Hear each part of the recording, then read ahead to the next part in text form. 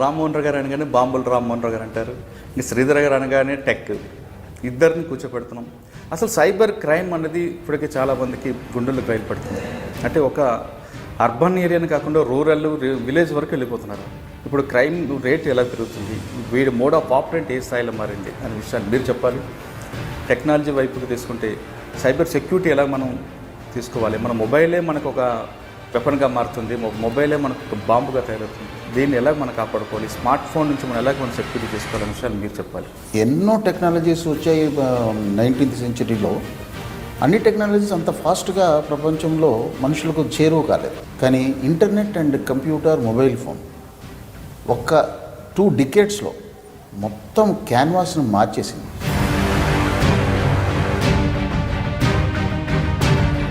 Crime జరగటం, క్రైమ్ను investigate చేయటం, క్రైమ్ను కోర్టులో ప్రూవ్ చేయటం అన్నది మొత్తం క్రిమినల్ జస్టిస్ సిస్టంలో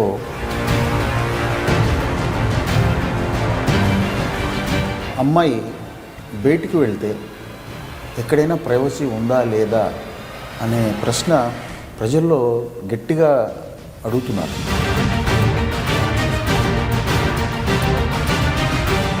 శ్రీధర్ గారు, మీరు చెప్తున్నట్టుగా మొబైల్ ఫోన్కి బానిసత్వం అయిపోతున్నారు చాలామంది అన్నారు. ఆ బానిసగా అవ్వడానికి అక్కడ ఉన్న అప్లికేషన్సా లేదు దేనివల్ల? మొబైల్ ఫోన్స్ కొన్న తర్వాత రకరకాల అప్లికేషన్స్ ఇన్స్టాల్ చేసుకోవడం మాత్రమే కాదు, ఎక్కువగా social applications TikTok, Facebook, WhatsApp ఈ మూడింటి మీద ఇండియాలో స్పెండ్ చేసినంత ఎక్కువ టైం ప్రపంచంలో ఎక్కడా స్పెండ్ చేయట్లేదు. అలాగే పబ్జీ లాంటి గేమ్స్. ఈరోజు యాక్చువల్గా గూగుల్ వాళ్ళు ఇలాంటి వాళ్ళు డిజిటల్ వెల్బీయింగ్ అని చెప్పేసి ఒక కాన్సెప్ట్ తీసుకొచ్చేసి వాళ్ళు కొన్ని ఆప్షన్స్ ప్రొవైడ్ చేస్తున్నారు, పేరెంటల్ కంట్రోల్ ఆప్షన్స్.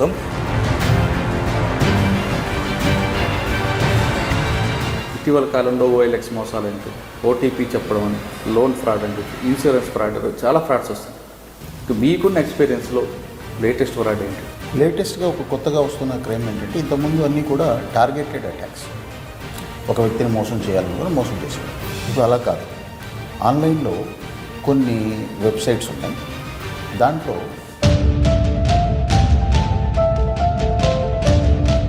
ఆ ₹1 అన్నది మీకు కంటికి కనపడుతూ ఉంటుంది, కానీ వెనకాల దాని లింక్ ₹15,000 లింక్ ఎస్టాబ్లిష్ చేసి అది విజిబుల్గా ఉండదు. ₹1 కట్టడంలో ఏం పెద్ద కష్టం అనే ఉద్దేశంతో మనం కడుతూ ఉంటాం, కానీ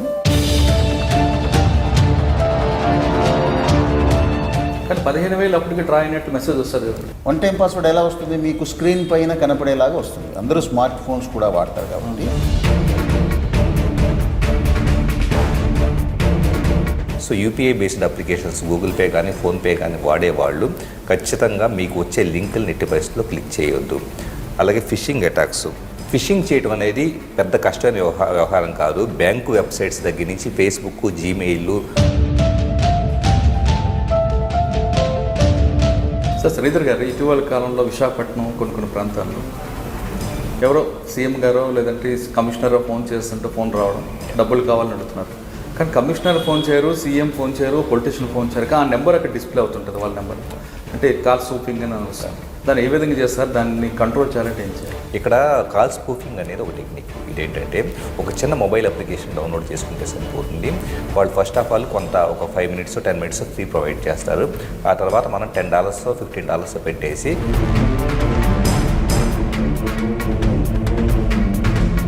సార్ చెప్తున్నట్టుగా వాట్సాప్ కాల్ ద్వారా చేసిన, కానీ వాట్సాప్ కాల్స్ కూడా మనకి వాయిస్ రికార్డ్ చేసుకోవడం, దాన్ని చేయొచ్చా? వాట్సాప్ కాల్ యాక్చువల్గా ఎండ్ టు ఎండ్ ఎన్క్రిప్షన్ అని చెప్పేసి ఒక దీన్ని బేస్ చేసుకొని సెక్యూర్డ్ అని చెప్పేసి అంటూ ఉన్నారు. యాక్చువల్గా సో హ్యాకర్ ఏం చేస్తాడంటే విక్టిమ్కి సంబంధించిన ఫోన్ హ్యాక్ చేస్తాడు. రకరకాల రిమోట్ అడ్మినిస్ట్రేషన్ టూల్స్, ర్యాట్ అంటారు. వాట్సాప్ కాల్ అని కూడా హ్యాకర్ చేయొచ్చు అని చెప్తున్నారు. దాంతోపాటు ఇజ్రాయెల్ లాంటి దేశంలో కూడా ఇటీవల కాలంలో ఒక సెన్సేషన్ కేసు జరిగింది. మీకు ఐడియా ఉంది ఎలాగ వాట్సాప్ కాల్? పెగాసస్. ఏం జరిగింది సార్ అసలు? వాస్తవంగా వాట్సాప్ కానీ ఫేస్బుక్ కానీ ఏదైనా అప్లికేషను ఎప్పటికప్పుడు కొత్త మాడ్యూల్స్ రిలీజ్ చేస్తుంటాయి. అంటే వాట్సాప్లో మనకి ఇటీవల సో వాట్సాప్ వీడియో కాల్లో ఒక లోపం ఉంది. సో లోపాన్ని ఇజ్రాయెల్కి చెందిన ఒక సంస్థ గుర్తించేసి సార్ ఇప్పుడు నాకు ఒక వాట్సాప్ కాల్ వచ్చింది, నా కాల్ ఒరిజినల్గా మాట్లాడుతుందా లేదంటే ఎవరైనా హ్యాక్ చేస్తున్న విషయం ఎలా తెలుసుకోవాలి? మ్యాక్సిమం ఒరిజినల్ వ్యక్తి మాట్లాడుతూ ఉంటారు. హ్యాక్ చేసిన వ్యక్తి మాట్లాడుతున్నాడంటే కనుక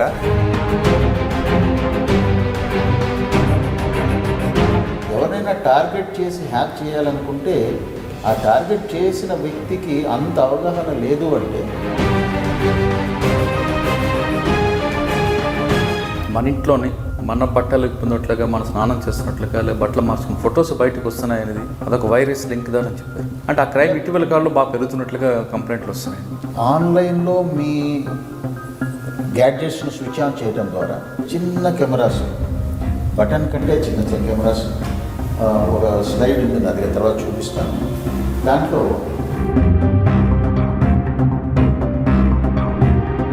ఒక ఫారిన్లో ఉండే అమ్మాయి సడన్గా అమ్మాయికి ఒక కమ్యూనికేషన్ జరిగింది, నీ నేకెడ్ ఇమేజెస్ ఉన్నాయి, నువ్వు నేను చెప్పినట్టు చేయకపోతే అన్నీ కూడా పబ్లిష్ చేస్తాను, ఇమేజెస్ కూడా పంపించాడు.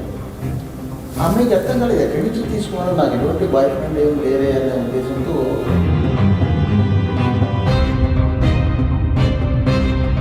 రూమ్లోకి వచ్చినప్పుడు అటువంటి స్పైలే ఉన్నాయో తెలుసుకోవడానికి ఒక టెక్నాలజీ వచ్చిందంటున్నారు, వాస్తవం అంటారు. ఇన్ఫ్రారెడ్ రేస్ ఐఆర్ బేస్డ్గా కెమెరా పనిచేస్తుంటే కనుక మనం ఉన్న లొకేషన్లో కెమెరా ఉందా, స్పై కెమెరా ఉందా లేదా అన్నది.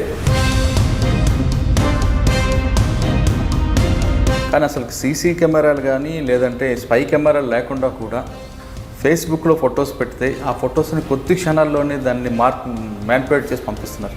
ఆ టెక్నాలజీ మీకు ఐడియా ఉన్నట్టు.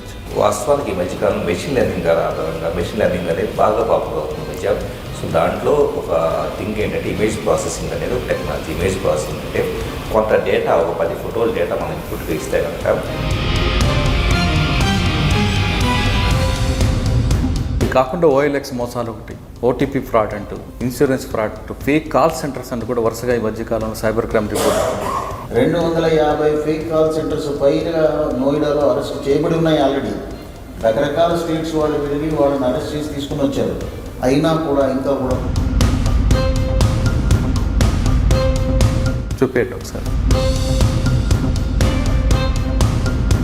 నేను ఒక ఫ్రాడ్ చేసే వ్యక్తిని అయితే ఏదన్నా బిజినెస్లో ఒక పెన్షన్ ఆఫీస్లో ఇంకొకటో ఫోన్ నెంబర్ మార్చేసి నాకు నచ్చిన నెంబర్ నేను పెట్టవచ్చు.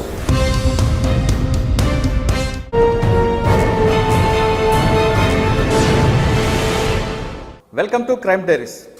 ఆధునిక సాంకేతిక పరిజ్ఞానం క్రిమినల్స్ పాలిట వరంగా మన పాలిట శాపంగా మారిందా? అవును అంటున్నారు సైబర్ ఎక్స్పర్ట్స్. టెక్నాలజీ యూజ్ చేసుకొని ఇంటిలోంచి కదలకుండా కోట్లు కొలుస్తున్నారు. డబ్బులు ఒకటే కాదు, మనుషుల్ని కూడా వాళ్ళు చిన్న మనుషుల యొక్క మానసిక శోభ గురి చేస్తున్నారు. ఫోటోలు మారుస్తున్నారు, రకరకాల క్రైమ్ చేస్తున్నారు, పెళ్ళిళ్ళ పేరు మీద మోసం చేస్తున్నారు. ఇలాగ రకరకాలుగా క్రైమ్ రేట్ పెరుగుతుంది. గతంలో కనీసం ఫోన్ చేసి బెదిరించే క్రిమినల్స్ ఇప్పుడు ఇంట్లో కూర్చొని హ్యాపీగా నెట్ ఆన్ చేసుకుంటూ నేరాలకు పాల్పడుతున్నారు. ఇటువంటి నేరాల బారిన పడకుండా ఉండాలంటే మనం ఏం చేయాలి అనే విషయంపై ఇప్పుడు సైబర్ ఎక్స్పర్ట్స్ కొంతమంది పరిచయం చేస్తున్నాం. ఫస్ట్ టైం డిజిటల్ మీడియాలో సైబర్ క్రిమినల్స్కి ఎలా వేటాడాలి అనే విషయాన్ని ప్రజలకి మేల్కొల్పడానికి సైబర్ ఎక్స్పర్ట్స్ ఇద్దరిని డిజిటల్ మీడియాలో ఫస్ట్ టైం పరిచయం చేస్తున్నాం. ఇద్దరు ఒకే వేది మీదకి వచ్చారు.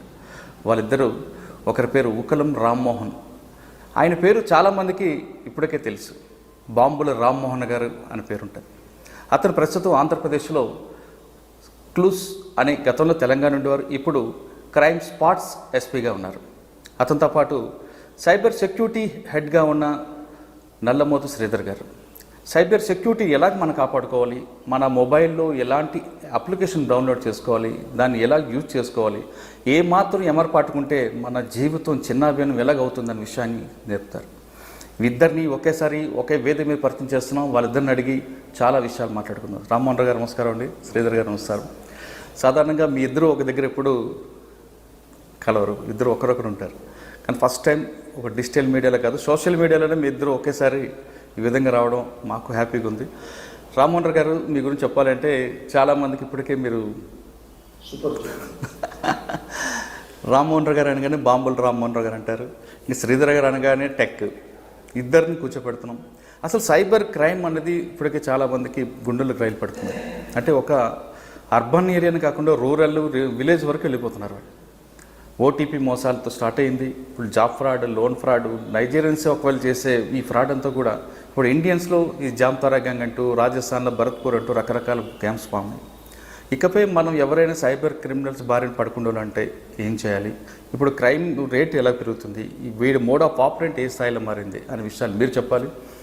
టెక్నాలజీ వైపుకి తీసుకుంటే సైబర్ సెక్యూరిటీ ఎలా మనం తీసుకోవాలి, మన మొబైలే మనకు ఒక వెపన్గా మారుతుంది, మొబైలే మనకు ఒక బాంబుగా తయారవుతుంది, దీన్ని ఎలా మనం కాపాడుకోవాలి, స్మార్ట్ ఫోన్ నుంచి మనం ఎలాగ మనం సెక్యూరిటీ చేసుకోవాలనే విషయాలు మీరు చెప్పాలి.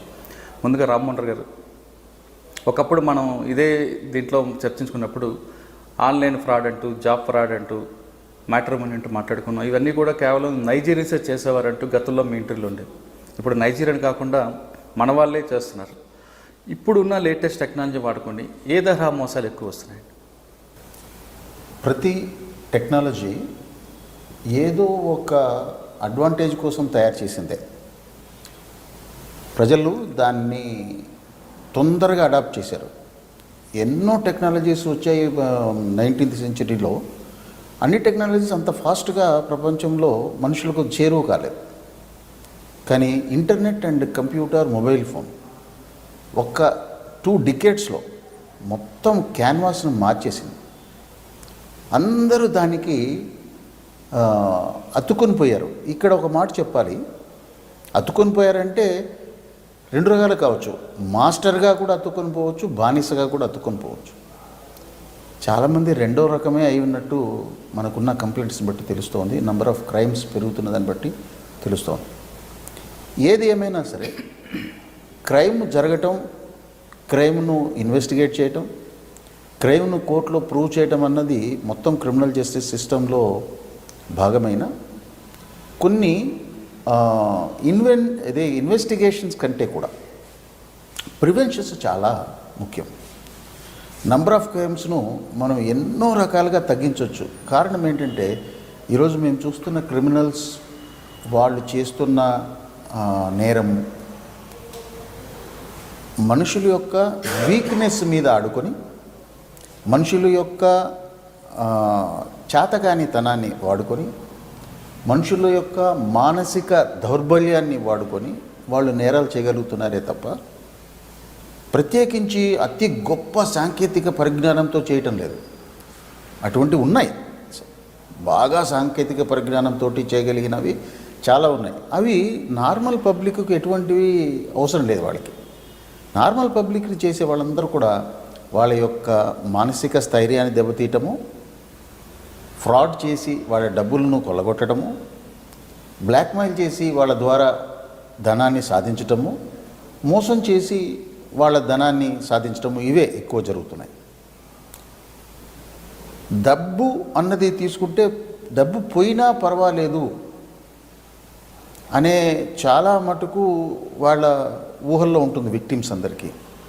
కానీ వాళ్ళ యొక్క వ్యక్తిత్వాన్ని దెబ్బతీసే, వాళ్ళ ప్రైవసీని దోచేయటం అన్నది చాలా పెద్ద కష్టంగా ఈరోజు తయారైంది.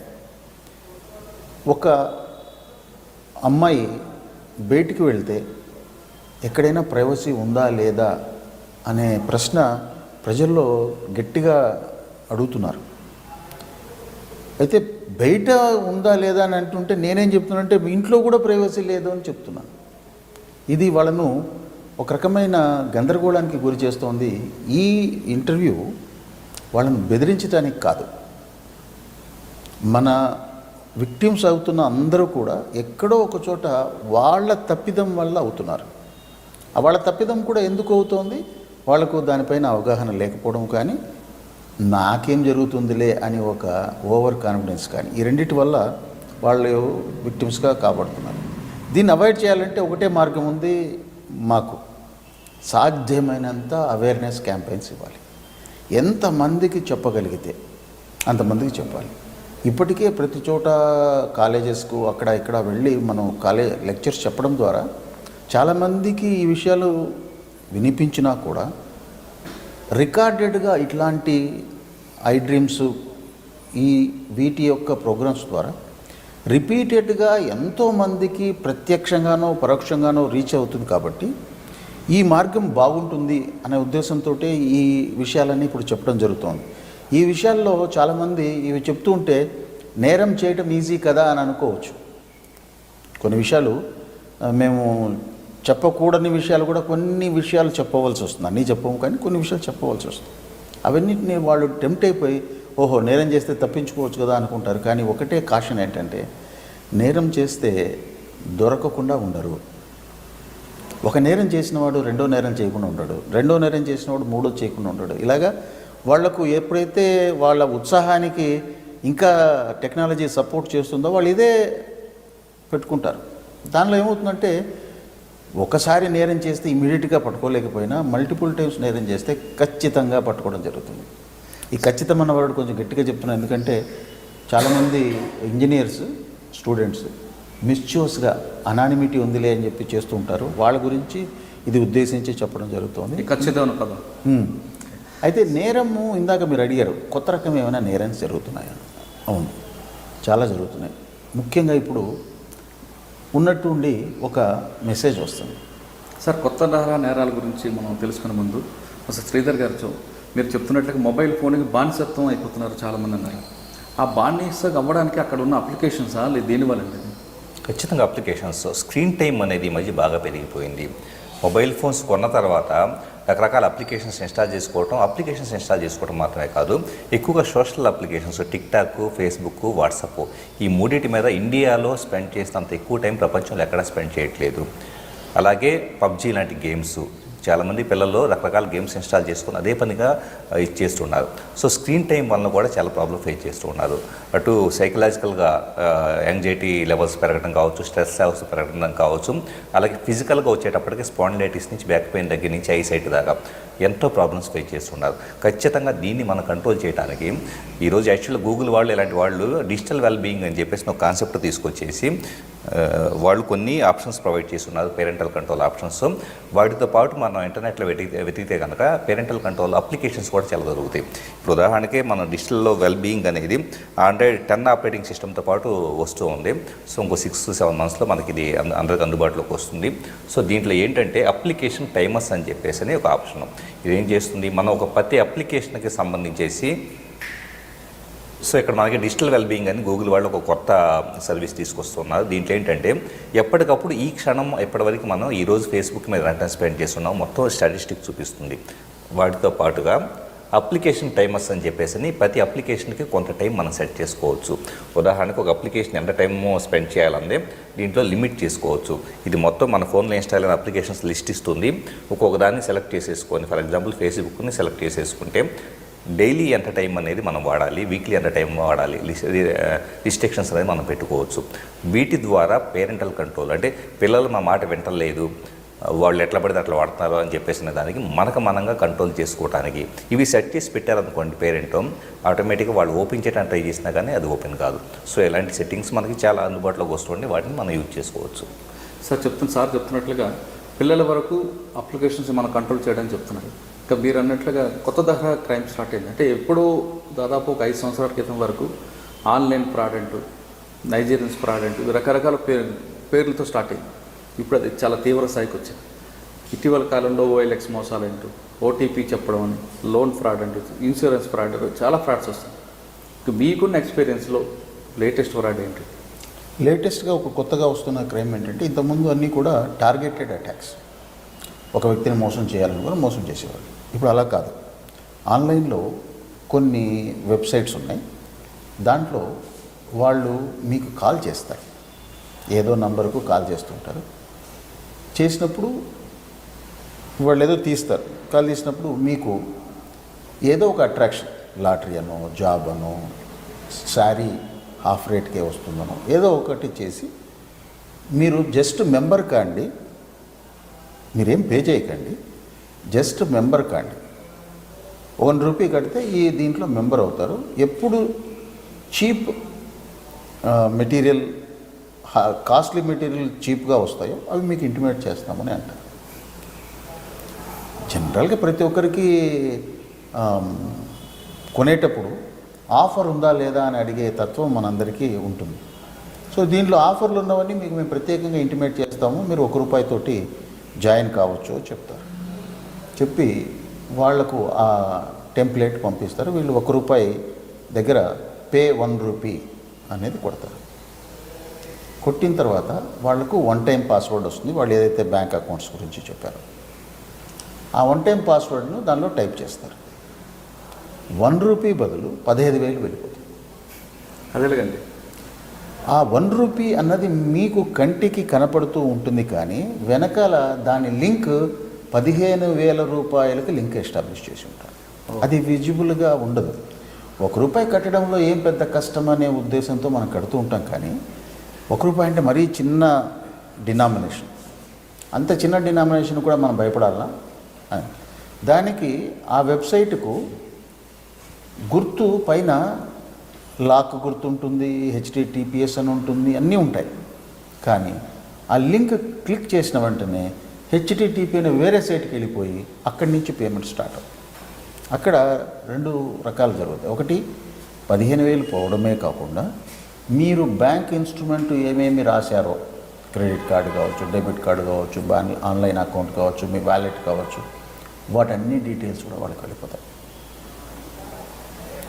అది మన బ్యాంక్ అకౌంట్లో ఎంత ఉంటే అంత తీసుకుంటారు. ఇంకా వాళ్ళు ఫస్ట్ 15,000, మళ్ళీ వెంటనే ఒక మెసేజ్ వస్తుంది, మీరు క్లిక్ చేసింది రాలేదు ₹1, మళ్ళీ క్లిక్ చేయండి ₹1 అంటే ₹1 కదా, రెండోసారి క్లిక్ చేస్తారు, మళ్ళీ ఒక 20,000 30,000 అంతా వెళ్ళిపోతుంది. కానీ 15,000 అప్పటికి డ్రా అయినట్టు మెసేజ్ వస్తుంది కదా.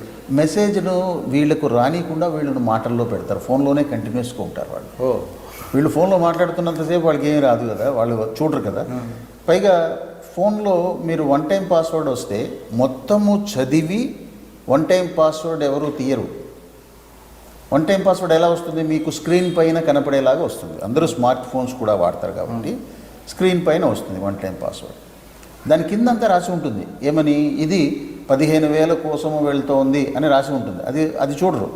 వన్ టైం పాస్వర్డ్ ఇంకెలా ఉంటుంది? బ్లూ కలర్లో అండర్లైన్ చేసి ఫస్ట్ సెంటెన్స్లోనే ఉంటుంది.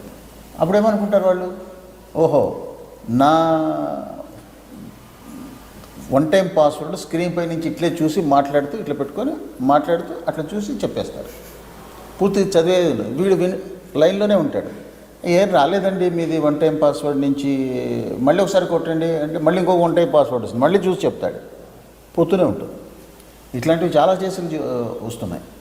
సో నెట్లో ఏది చీప్ వచ్చిందన్నా, ఏ మెంబర్షిప్ తీసుకోవాలనుకున్నా ఆ వెబ్సైట్ గురించి కానీ దాని గురించి తెలియకుండా రియాక్ట్ కాకూడదు.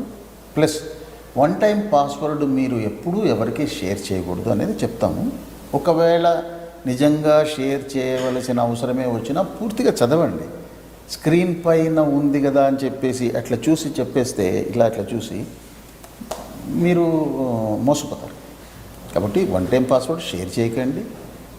వన్ టైం పాస్వర్డ్ ఎప్పుడు వచ్చినా సరే మామూలుగా మీరే ట్రాన్సాక్షన్ చేస్తూ ఏదైనా సైట్లో టికెట్లు కొనుక్కుంటూ ఏదైనా చేస్తూ మీరే చేసినా కూడా మీరేం చేయాలి అంటే పూర్తిగా చదవండి. SMS కింద ఏమి రాసి ఉన్నారు, ఇది ఏ ట్రాన్సాక్షన్స్ ఉంది, ఏ పర్పస్ మీద ఉంది అనేది చదవాలి. ఇది చాలా చిన్న విషయం.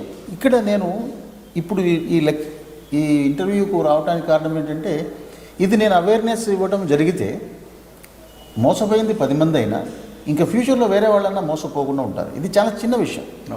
ఎందుకు అవేర్నెస్ మాత్రమే వాళ్లకు తెలియాల్సిన విషయం. అవగాహన ఉంటే చాలు, ఎవరు ఈ మోసం చేయలేరు. మళ్ళీ ఇంకొక మోసం చేయడానికి క్రిమినల్ ఆల్వేస్ రెడీగానే ఉంటాడు. కానీ ఇక్కడ ఇంతకు ముందున్న క్రిమినల్స్ ఏమంటే ఓన్లీ మన యొక్క వీక్నెస్ తోటి ఆడుకుంటారు. మీరు లాటరీ ఫ్రాడ్ చెప్పారు, జాబ్ ఫ్రాడ్స్ చెప్పారు, ఇవన్నీ మన వీక్నెస్ మీద ఆడుకుంటారు. ఇక్కడ అట్లా కాదు. వీక్నెస్తో పాటు వెనకాల ఒక టెక్నాలజీ బిల్డ్ చేశాడు. HTTPS సైట్ నుంచి HTTPకి వెళ్ళిపోవటము, కింద మల్టిపుల్ లింక్స్ ఇచ్చి దాని ద్వారా తీసుకెళ్ళటము, తర్వాత క్లిక్ జాకింగ్ అంటాం ఈ మొత్తం ఆర్టికల్. సో ₹1 క్లిక్ చేస్తే వెనకాల 1500 ఉండడం, 15,000 ఉండడం అనేది క్లిక్ జాకింగ్, వేరే క్లిక్ అవుతుంటాం.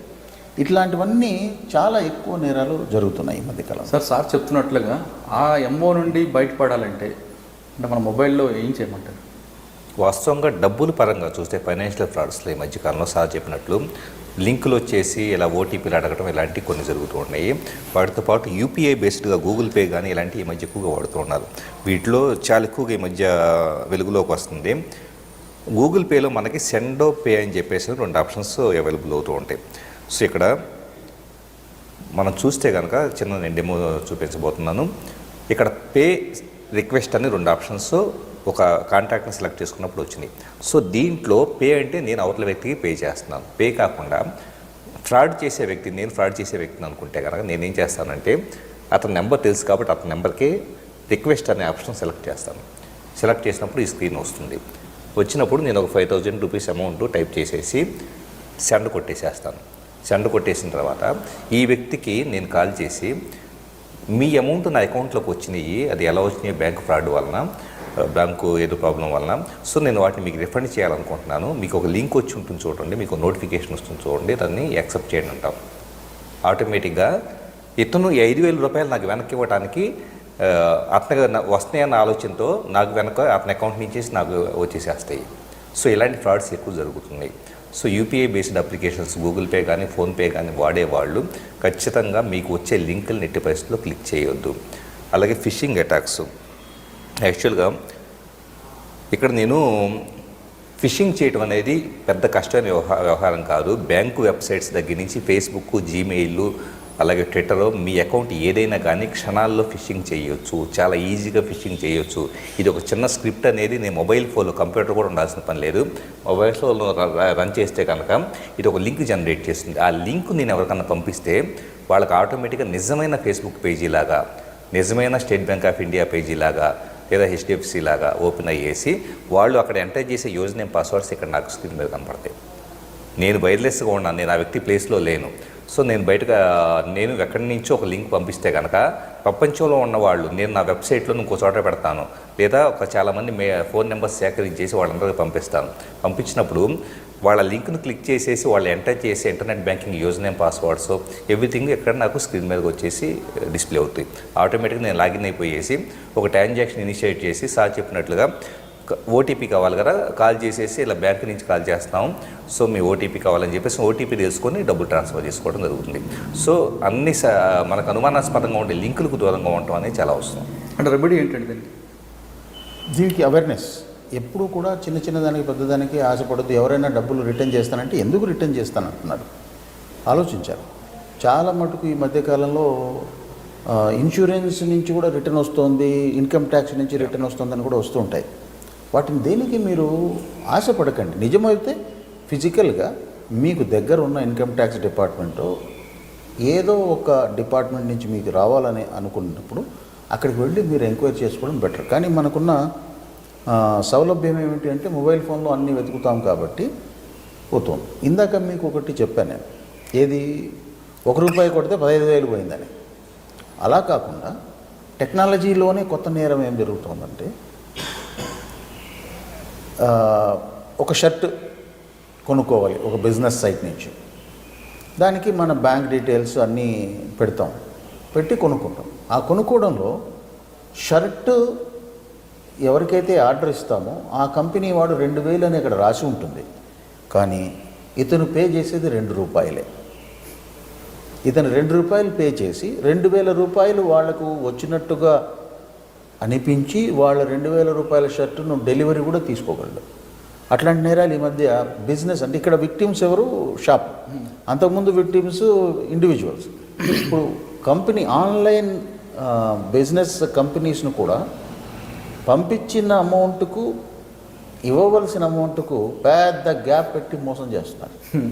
ఈ కేసుల్లో కూడా రెమెడీ ఏమన్నా అడిగితే ఆ సర్వర్స్ ఎవరైతే బిజినెస్ వీళ్ళు చేస్తున్నారో వాళ్లకు వాళ్ళ మధ్యలో ఉండే పేమెంట్ గేట్వే నుంచి ఉన్న బ్యాంక్ కనెక్టివిటీకి మధ్యలో కొన్ని ఫ్లాస్ను వీళ్ళు ఐడెంటిఫై చేసుకొని దానికి తగ్గట్టుగా వీళ్ళు ఒక ప్రోగ్రామ్ డిజైన్ చేసుకొని దాన్ని రన్ చేస్తారు.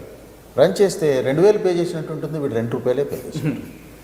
సో ఇది ఇంకొంచెం అడ్వాన్స్డ్ దీనిలోకి వెళ్ళిపోయి పెద్ద పెద్ద ఆన్లైన్ బిజినెస్ కమ్యూనిటీస్ను దెబ్బతీయచ్చు. సో ఇండివిజువల్స్ గట్టిగా ఆలోచించి వాళ్ళని ప్రొటెక్ట్ చేసుకోవడమే కాకుండా బిజినెస్ కంపెనీస్ కూడా మీరేదో మాది జస్ట్ HTTPS సైట్ ఉంది కదా, మమ్మల్ని ఎవరు మోసం చేయలేరు, అంతా ఎండ్ టు ఎండ్ ఎన్క్రిప్షన్ అనుకుంటే ఎండ్ అయిపోతారు అనేది డెఫినెట్గా అర్థం చేసుకోవాలి. సార్ శ్రీధర్ గారు, ఇటీవల కాలంలో విశాఖపట్నం కొన్ని ప్రాంతాల్లో ఎవరో సీఎం గారో లేదంటే కమిషనరో ఫోన్ చేస్తుంటే ఫోన్ రావడం, డబ్బులు కావాలని అడుగుతున్నారు. కానీ కమిషనర్ ఫోన్ చేయరు, సీఎం ఫోన్ చేయరు, పొలిటీషియన్ ఫోన్ చేయరు, ఆ నెంబర్ అక్కడ డిస్ప్లే అవుతుంటుంది వాళ్ళ నెంబర్. అంటే కాల్ స్వూపింగ్ అని వస్తారు. దాన్ని ఏ విధంగా చేస్తారు? దాన్ని కంట్రోల్ చేయాలంటే ఏం చేయాలి? మనకు ట్రెడిషనల్ ఫోన్ కాల్స్ ఎప్పుడు కూడా నేను మీకు కాల్ చేసినప్పుడు ఆటోమేటిక్గా ట్రెడిషనల్ టెలిఫోన్ నెట్వర్క్, అది ఎయిర్టెల్లో ఐడియానో, దాని ద్వారా వెళ్ళేసి మీకు డిస్ప్లే అయ్యే నెంబర్లో మీ స్క్రీన్ మీద వచ్చేటప్పటికి నా నెంబర్ డిస్ప్లే అవుతుంది. అది కామన్గా జరిగే థింగ్. ఇక్కడ కాల్ స్పూఫింగ్ అనేది ఒక టెక్నిక్. ఇదేంటంటే ఒక చిన్న మొబైల్ అప్లికేషన్ డౌన్లోడ్ చేసుకుంటే సరిపోతుంది. వాళ్ళు ఫస్ట్ ఆఫ్ ఆల్ ఒక 5 minutes 10 minutes ఫ్రీ ప్రొవైడ్ చేస్తారు. ఆ తర్వాత మనం $10 $15 పెట్టేసి ఒక గంట సేపు టైం మనం కొనుక్కుంటాం. సో అప్పుడు ఏం జరుగుతుందంటే, నేను మీకు కాల్ చేయాలి. కాల్ చేసేటప్పుడు రామ్మోహన్ గారి నెంబర్ డిస్ప్లే ఎలా చేయాలి. సో ఫర్ ఎగ్జాంపుల్ నేను మీకు కాల్ చేయాలనుకుంటున్నాను. సో 2 అనే ఫీల్డ్ దగ్గర మీ నెంబర్ ఎంటర్ చేస్తాను. ఫ్రమ్ అనే దాని దగ్గర వచ్చేటప్పుడు రామ్మోహన్ గారి నెంబర్ ఎంటర్ చేస్తాను. సో ఎవరి ఓన్ ఫోన్ నెంబర్ అని చెప్పేసి అంటుంది, అది నా ఎంటర్ చేస్తాను. సో మీకు నేను అక్కడి నుంచి డైల్ అనే బటన్ ప్రెస్ చేసి కాల్ చేస్తే నా నెంబర్, నా ఒరిజినల్ నెంబర్కి బదులుగా సార్ నెంబర్ అనేది వస్తుంది. సో చాలా ఈజీగా ఎక్కడా కూడా ఇబ్బంది లేకుండా ఎవరైనా ఆపరేట్ చేయగలిగే విధంగా కాల్ స్పూఫింగ్ జరుగుతుంది. దాన్ని మనం ఎలాగ ఐడెంటిఫై చేయాలంటే కాల్ స్పూఫ్ అని యాక్చువల్ కాల్ స్పూఫింగ్ సంబంధించేసి చాలా సందర్భాల్లో ఇన్వెస్టిగేషన్ల పాటుగా వీళ్ళు వాయిస్ ఓవర్ IP సర్వీసెస్ పంపించినా కూడా అక్కడి నుంచి ప్రాపర్ రెస్పాన్స్ రావట్లేదు. ఏ IP అడ్రస్ నుంచేసి ఈ కాల్ ఇనిషియేట్ అయింది. సో IP అడ్రస్ డీటెయిల్స్ యూకేలోను US-లోనూ ఉంటున్నాయి ఈ కంపెనీస్ వాళ్ళు, ఈ సర్వీసెస్ ప్రొవైడ్ చేసేవాళ్ళు. కాదు, మాకు వచ్చిన కాల్ అని ఒరిజినల్ కాల్, అది మీరు అసలు ఐడెంటిఫై చేయలేదు. మరి దాన్ని ఎలాగ మనం అవాయిడ్ చేయమంటాం? మీకు అటువంటి కాల్స్ వచ్చినప్పుడు మీకు ఇందాక మీరు చెప్పారు కదా, ఏదో నంబర్ నుంచి వచ్చిన కాల్ రిసీవ్ చేసుకునే వాళ్లకు ఏ నెంబర్ నుంచి వచ్చిందో అది రికార్డ్ చేసుకొని ఉండొచ్చు అనుకోండి. రామ్మోహన్ పేరు మీద మీ దాంట్లో ఉందనుకోండి, కానీ రామ్మోహన్ పేరు రాదు, నంబర్ మాత్రం వస్తుంది. మీరు రామ్మోహన్ పేరుకి అగేనెస్ట్గా మీ కాంటాక్ట్స్లో ఒక నంబర్ ఉంది, ఆ నంబర్ మీకు డిస్ప్లే అవుతుంది, కానీ రామ్మోహన్ అనే పేరు డిస్ప్లే కాదు. అచ్చా, కాల్ స్వూపింగ్లోనా? కాల్ స్వూపింగ్లో నంబర్ వస్తుంది, రామ్మోహన్ అని అనిపిస్తుంది, కానీ పేరు రాదు. పేరు రాదు. కొన్నిట్లో రామ్మోహన్ పేరు మీద వచ్చేటువంటి కనెక్టివిటీస్ కూడా ఉన్నాయి, ప్రొవైడెడ్ మీ ఫోన్లో కూడా ఇంటర్నెట్ ఉంటే. సో వీటిని ఎవరైనా సరే డబ్బులు ఇవ్వమని అడిగితే ఆ నెంబరుకు మళ్ళీ కాల్ చేయండి, క్రాస్ చెక్ చేసుకో. ఏ నెంబర్ నుంచి మీకు వచ్చిందో ఆ నెంబర్కి మీరు కాల్ చేయండి. ఈసారి అతను తీయడు, కాల్ చేయని అతను తీస్తాడు. సో ఇమ్మీడియట్గా మీకు తేడా తెలిసిపోతుంది. ఇక్కడ 2 రకాలు కాల్స్, ఒకటి డబ్బులు ఇమ్మని చెప్పి, లేదా ఇంకొకటి రమ్మని చెప్పి. డబ్బులు ఇమ్మని చెప్పితే మళ్ళీ కాల్ చేసి మీరు మాట్లాడవచ్చు. రమ్మని చెప్తే మీరు పొరపాటున నిజమే రామ్మోహన్ ఏదో రమ్మంటున్నాడు అని పోయారనుకోండి, అక్కడ కొట్టి గోల్డ్ తీసుకెళ్ళిపోతున్నారు. బాడీ మీద ఈ రోజుల్లో 2-3 తులాలు ఎవరి దగ్గరైనా ఉంటే ₹1,00,000 పైన ఉంటుంది. సో అది కొట్టి తీసుకుపోతున్నారు. కాబట్టి రమ్మని చెప్పినా ఇంకేం చెప్పినా ఈ నెంబర్ మీకు డౌట్ అనిపిస్తే ఆ నెంబర్కి మళ్ళీ కాల్ చేయండి. అది స్పూఫ్డ్ కాల్ లేదా వాయిస్ కాల్ అయితే మీకు ఆ కాల్ మళ్ళీ రిటర్న్ ఆ నెంబర్కు వెళ్ళదు. First test. రెండోది, ఇన్వెస్టిగేట్ చేయొచ్చు. ఇంతకుముందు ఇన్వెస్టిగేషన్కు కష్టం ఉండేది. ఇప్పుడు వాయిస్ కాల్స్లో మనం ఎవరైతే రిసీవ్ చేసుకున్నారో ఆ రిసీవ్ చేసుకున్న వాళ్ళ కాల్ డేటాలో ఆ వాయిస్ కాల్ తాలూకు ఏ గేట్వే నుంచి వచ్చిందని తెలుస్తుంది. అది మల్టిపుల్ గేట్వేస్లోకి వెళ్తుంది అనమాట. ఇంటర్నెట్ కాల్స్ మల్టిపుల్ గేట్వేస్కి వెళ్తుంది. అన్ని మల్టిపుల్ గేట్వేస్లో నుంచి కూడా ఇన్ఫర్మేషన్ తెప్పించుకొని రీచ్ అవ్వచ్చు. మధ్యలో కొన్ని గేట్వేస్ ఇమీడియట్గా క్విక్గా రెస్పాండ్ ఇవ్వవు, కానీ సాధ్యమైనంతవరకు ఈ మధ్యకాలంలో 2-3 అవర్స్లోనే దాన్ని బ్యాక్ ఎండ్ని ఐడెంటిఫై చేయగలుగుతున్నారు. కాబట్టి ఇంకొంచెం టెక్నాలజీ డెవలప్ అయిపోతే ఇంకా ఫాస్ట్గా కూడా ఇన్వెస్టిగేట్ చేయొచ్చు. చాలా కేసుల్లో ఇన్వెస్టిగేషన్ దీంట్లో జరిగింది. మీరు ఇందాక చెప్పిన శ్రీకాకుళం విజయనగరం కేసులో అతను పట్టుబడ్డాడు. ఎంతో కేర్ఫుల్గా అతను వాట్సాప్ తోటి కాల్ చేసి అందరినీ మభ్యపెట్టినా కూడా అతన్ని పట్టుకున్నారు. ఎక్కడా కూడా అతని డిజిటల్ ఫుట్ ప్రింట్ లేకుండా చేసిన యాక్టివిటీలో కూడా ఈ వాస్ కాట్. ఇక్కడ కాల్ స్పూఫింగ్ సంబంధించి అప్లికేషన్ మనం చూస్తున్నాం. ఇక్కడ చూస్తే కాలర్ ఐడి అని ఉంది చూసారా, కాలర్ ఐడి దగ్గర వాస్తవంగా నా నెంబర్ డిస్ప్లే అవ్వాలి, కానీ నేను ఎవరి నెంబర్ అయినా ఎంటర్ చేయడానికి ఒక ఫీల్డ్ ఉంది. సో నేను ఎవరైనా విక్టిమ్ ఉంటే వాళ్ళ నెంబర్ ఎక్కడ సెలెక్ట్ చేసుకోవచ్చు, ఎవరు కాల్ చేయాలి, డెస్టినేషన్ నెంబర్ సెలెక్ట్ చేయవచ్చు. చేసుకొని సింపుల్గా డైల్ అనే బటన్ టచ్ చేస్తున్నామంటే కనుక ఆటోమేటిక్గా అవతల వాళ్ళ కాల్ వెళ్ళేటప్పుడు ఇక్కడ నేను పై ఫీల్డ్ ఎంటర్ చేసిన నెంబర్ మాత్రం అవతల వాళ్ళకి వెళ్తుంది. సార్ చెప్తున్నట్టుగా వాట్సాప్ కాల్ ద్వారా చేసిన విశాఖపట్నంలో కేసును పట్టుకున్నాను చెప్తున్నాను, కానీ వాట్సాప్ కాల్స్ కూడా మనకి వాయిస్ రికార్డ్ చేసుకోవడం దాన్ని చేయొచ్చా? చేసుకోవచ్చు. వాస్తవంగా కానీ వాట్సాప్ కాల్ సెక్యూర్డ్ అంటారు కదండి. వాట్సాప్ కాల్లో యాక్చువల్గా ఎండ్ టు ఎండ్ ఎన్క్రిప్షన్ అని చెప్పేసి ఒక దీన్ని బేస్ చేసుకొని సెక్యూర్డ్ అని చెప్పేసి అంటూ ఉన్నారు. యాక్చువల్గా ఇది ఏం ప్రొటెక్ట్ చేయగలుగుతుంది, నేను మీకు కాల్ చేసినప్పుడు, మీకు మెసేజ్ పంపించినప్పుడు, మీకు ఫోటో పంపించినప్పుడు కేవలం నా నుంచి మీకు కమ్యూనికేషన్ జరిగే లోపల మధ్యలో మ్యాన్ ఇన్ మిడిల్ అటాక్ అని, అంటే మధ్యలో ఎవరైనా కానీ ఉండి ప్యాకెట్ స్నిప్పర్స్ అని కొన్ని ఉంటాయి, అంటే వాటి ద్వారా నేను మీతో ఏం షేర్ చేసుకుంటున్నానో వాటిని విశ్లేషించకుండా అడ్డుకుంటుంది, అంటే మధ్యలో ఉండే వ్యక్తిని మాత్రం అడ్డుకుంటుంది. ఇప్పుడు నేను మీ ఫోన్ని హ్యాక్ చేయాలనుకుంటే ఖచ్చితంగా మీ ఫోన్లోకి అడుగు పెట్టిన తర్వాత మీ కాల్ లాగ్స్, ఎస్ఎంఎస్ లాగ్స్, మీ కెమెరా, మైక్రోఫోను, మీ వాట్సాప్, మీ ఫేస్బుక్, మీ జీమెయిల్ అన్ని రకాల అకౌంట్స్ నా కంట్రోల్లోకి వస్తాయి కదా. సో ఎప్పుడు కూడా మనకే ఎండ్ టు ఎండ్ ఎన్క్రిప్షన్ అనేది పూర్తి స్థాయిలో రక్షణ ఇవ్వదు, అది కేవలం కొన్ని రకాల వీటిని అడ్డుకోవడానికి మాత్రమే. సో హ్యాకర్ ఏం చేస్తాడంటే విక్టిమ్కి సంబంధించిన ఫోన్ హ్యాక్ చేస్తాడు. రకరకాల రిమోట్ అడ్మినిస్ట్రేషన్ టూల్స్ ర్యాట్ అంటారు. సో ర్యాట్ని నేను మీకు పంపించున్నానంటే ఒక లింక్ని పంపించాను, సో మీరు ఇది ఓపెన్ చేస్తే మీకు సంథింగ్ అమౌంట్ వస్తాయని చెప్పేసి అంటారు. మీరు క్లిక్ చేస్తారు, నెక్స్ట్ ప్రెస్ చేస్తారు. ఇక్కడ నుంచి అది బ్యాక్గ్రౌండ్లో ఆ ప్రాసెస్ రన్ అవుతూ పూర్తిగా మీ యాక్టివిటీ మొత్తాన్ని నా కంట్రోల్లోకి ఇస్తుంది. సో ఆటోమేటిక్గా నేను మీ ఫోన్ కంట్రోల్ చేస్తాను. మీ వాట్సాప్ను కూడా పూర్తిగా మీరు ఎవరితో చాట్ చేస్తున్నారో నేను చూడగలుగుతా, మీ తరఫున నేనే చాట్ కూడా చేయగలుగుతా, అంత కంట్రోల్లోకి వచ్చేసేస్తుంది. అంటే చాట్ చేయడం కాకుండా వాయిస్ కూడా మాటలు కూడా వచ్చేసేస్తాయి. వాయిస్ చాటింగ్, టెక్స్ట్ చాటింగ్ ఏదైనా ఒకటే. అలాగే కెమెరాస్, మీరు ఫ్రంట్ కెమెరా ఇలా పట్టుకొని జస్ట్ మీరు ఫోన్ చూస్తూ ఉన్నారు, మీకు తెలియకుండా నేను వీడియో రికార్డ్ చేస్తా. అలాగే మీ బ్యాక్గ్రౌండ్లో ఇలా పెట్టుకొని ఉన్నారు, మీ బ్యాక్ కెమెరా కాబట్టి బ్యాక్ కెమెరా నేను యూజ్ చేయగలుగుతాను. మీరు ఎవరితో మాట్లాడారు కాల్ లాగు, మీరు ఈరోజు ఎక్కడున్నారు, రేపు ఎక్కడున్నారు, రియల్ టైము మీరు ఎక్కడెక్కడ మూవ్ అవుతున్నారు, జీపీఎస్ లొకేషను పూర్తిగా మీ ఫోన్ నా కంట్రోల్లో ఉన్నట్లే. వాట్సాప్ కాల్ అని కూడా హ్యాకర్ చేయొచ్చు అని చెప్తున్నారు. దాంతోపాటు ఇజ్రాయెల్ లాంటి దేశంలో కూడా ఇటీవల కాలంలో ఒక సెన్సేషన్ కేసు జరిగింది, మీకు ఐడియా ఉంది? అలాగే వాట్సాప్ కాల్ పెగాసస్ ఏం జరిగింది సార్ అసలు? వాస్తవంగా వాట్సాప్ కానీ ఫేస్బుక్ కానీ ఏదైనా అప్లికేషను ఎప్పటికప్పుడు కొత్త మాడ్యూల్స్ రిలీజ్ చేస్తూ ఉంటాయి. అంటే వాట్సాప్లో మనకి ఇటీవల గత 2 సంవత్సరాలుగా వీడియో కాలింగ్, వాయిస్ కాలింగ్ చేసుకుంటున్నాం. అంతకుముందు ఆ ఫెసిలిటీ ఉండేది కాదు. సో కొత్త మాడ్యూల్ యాడ్ చేసేటప్పుడు దాంట్లో సెక్యూరిటీ లోపాలు ఉండే అవకాశం ఉంటుంది.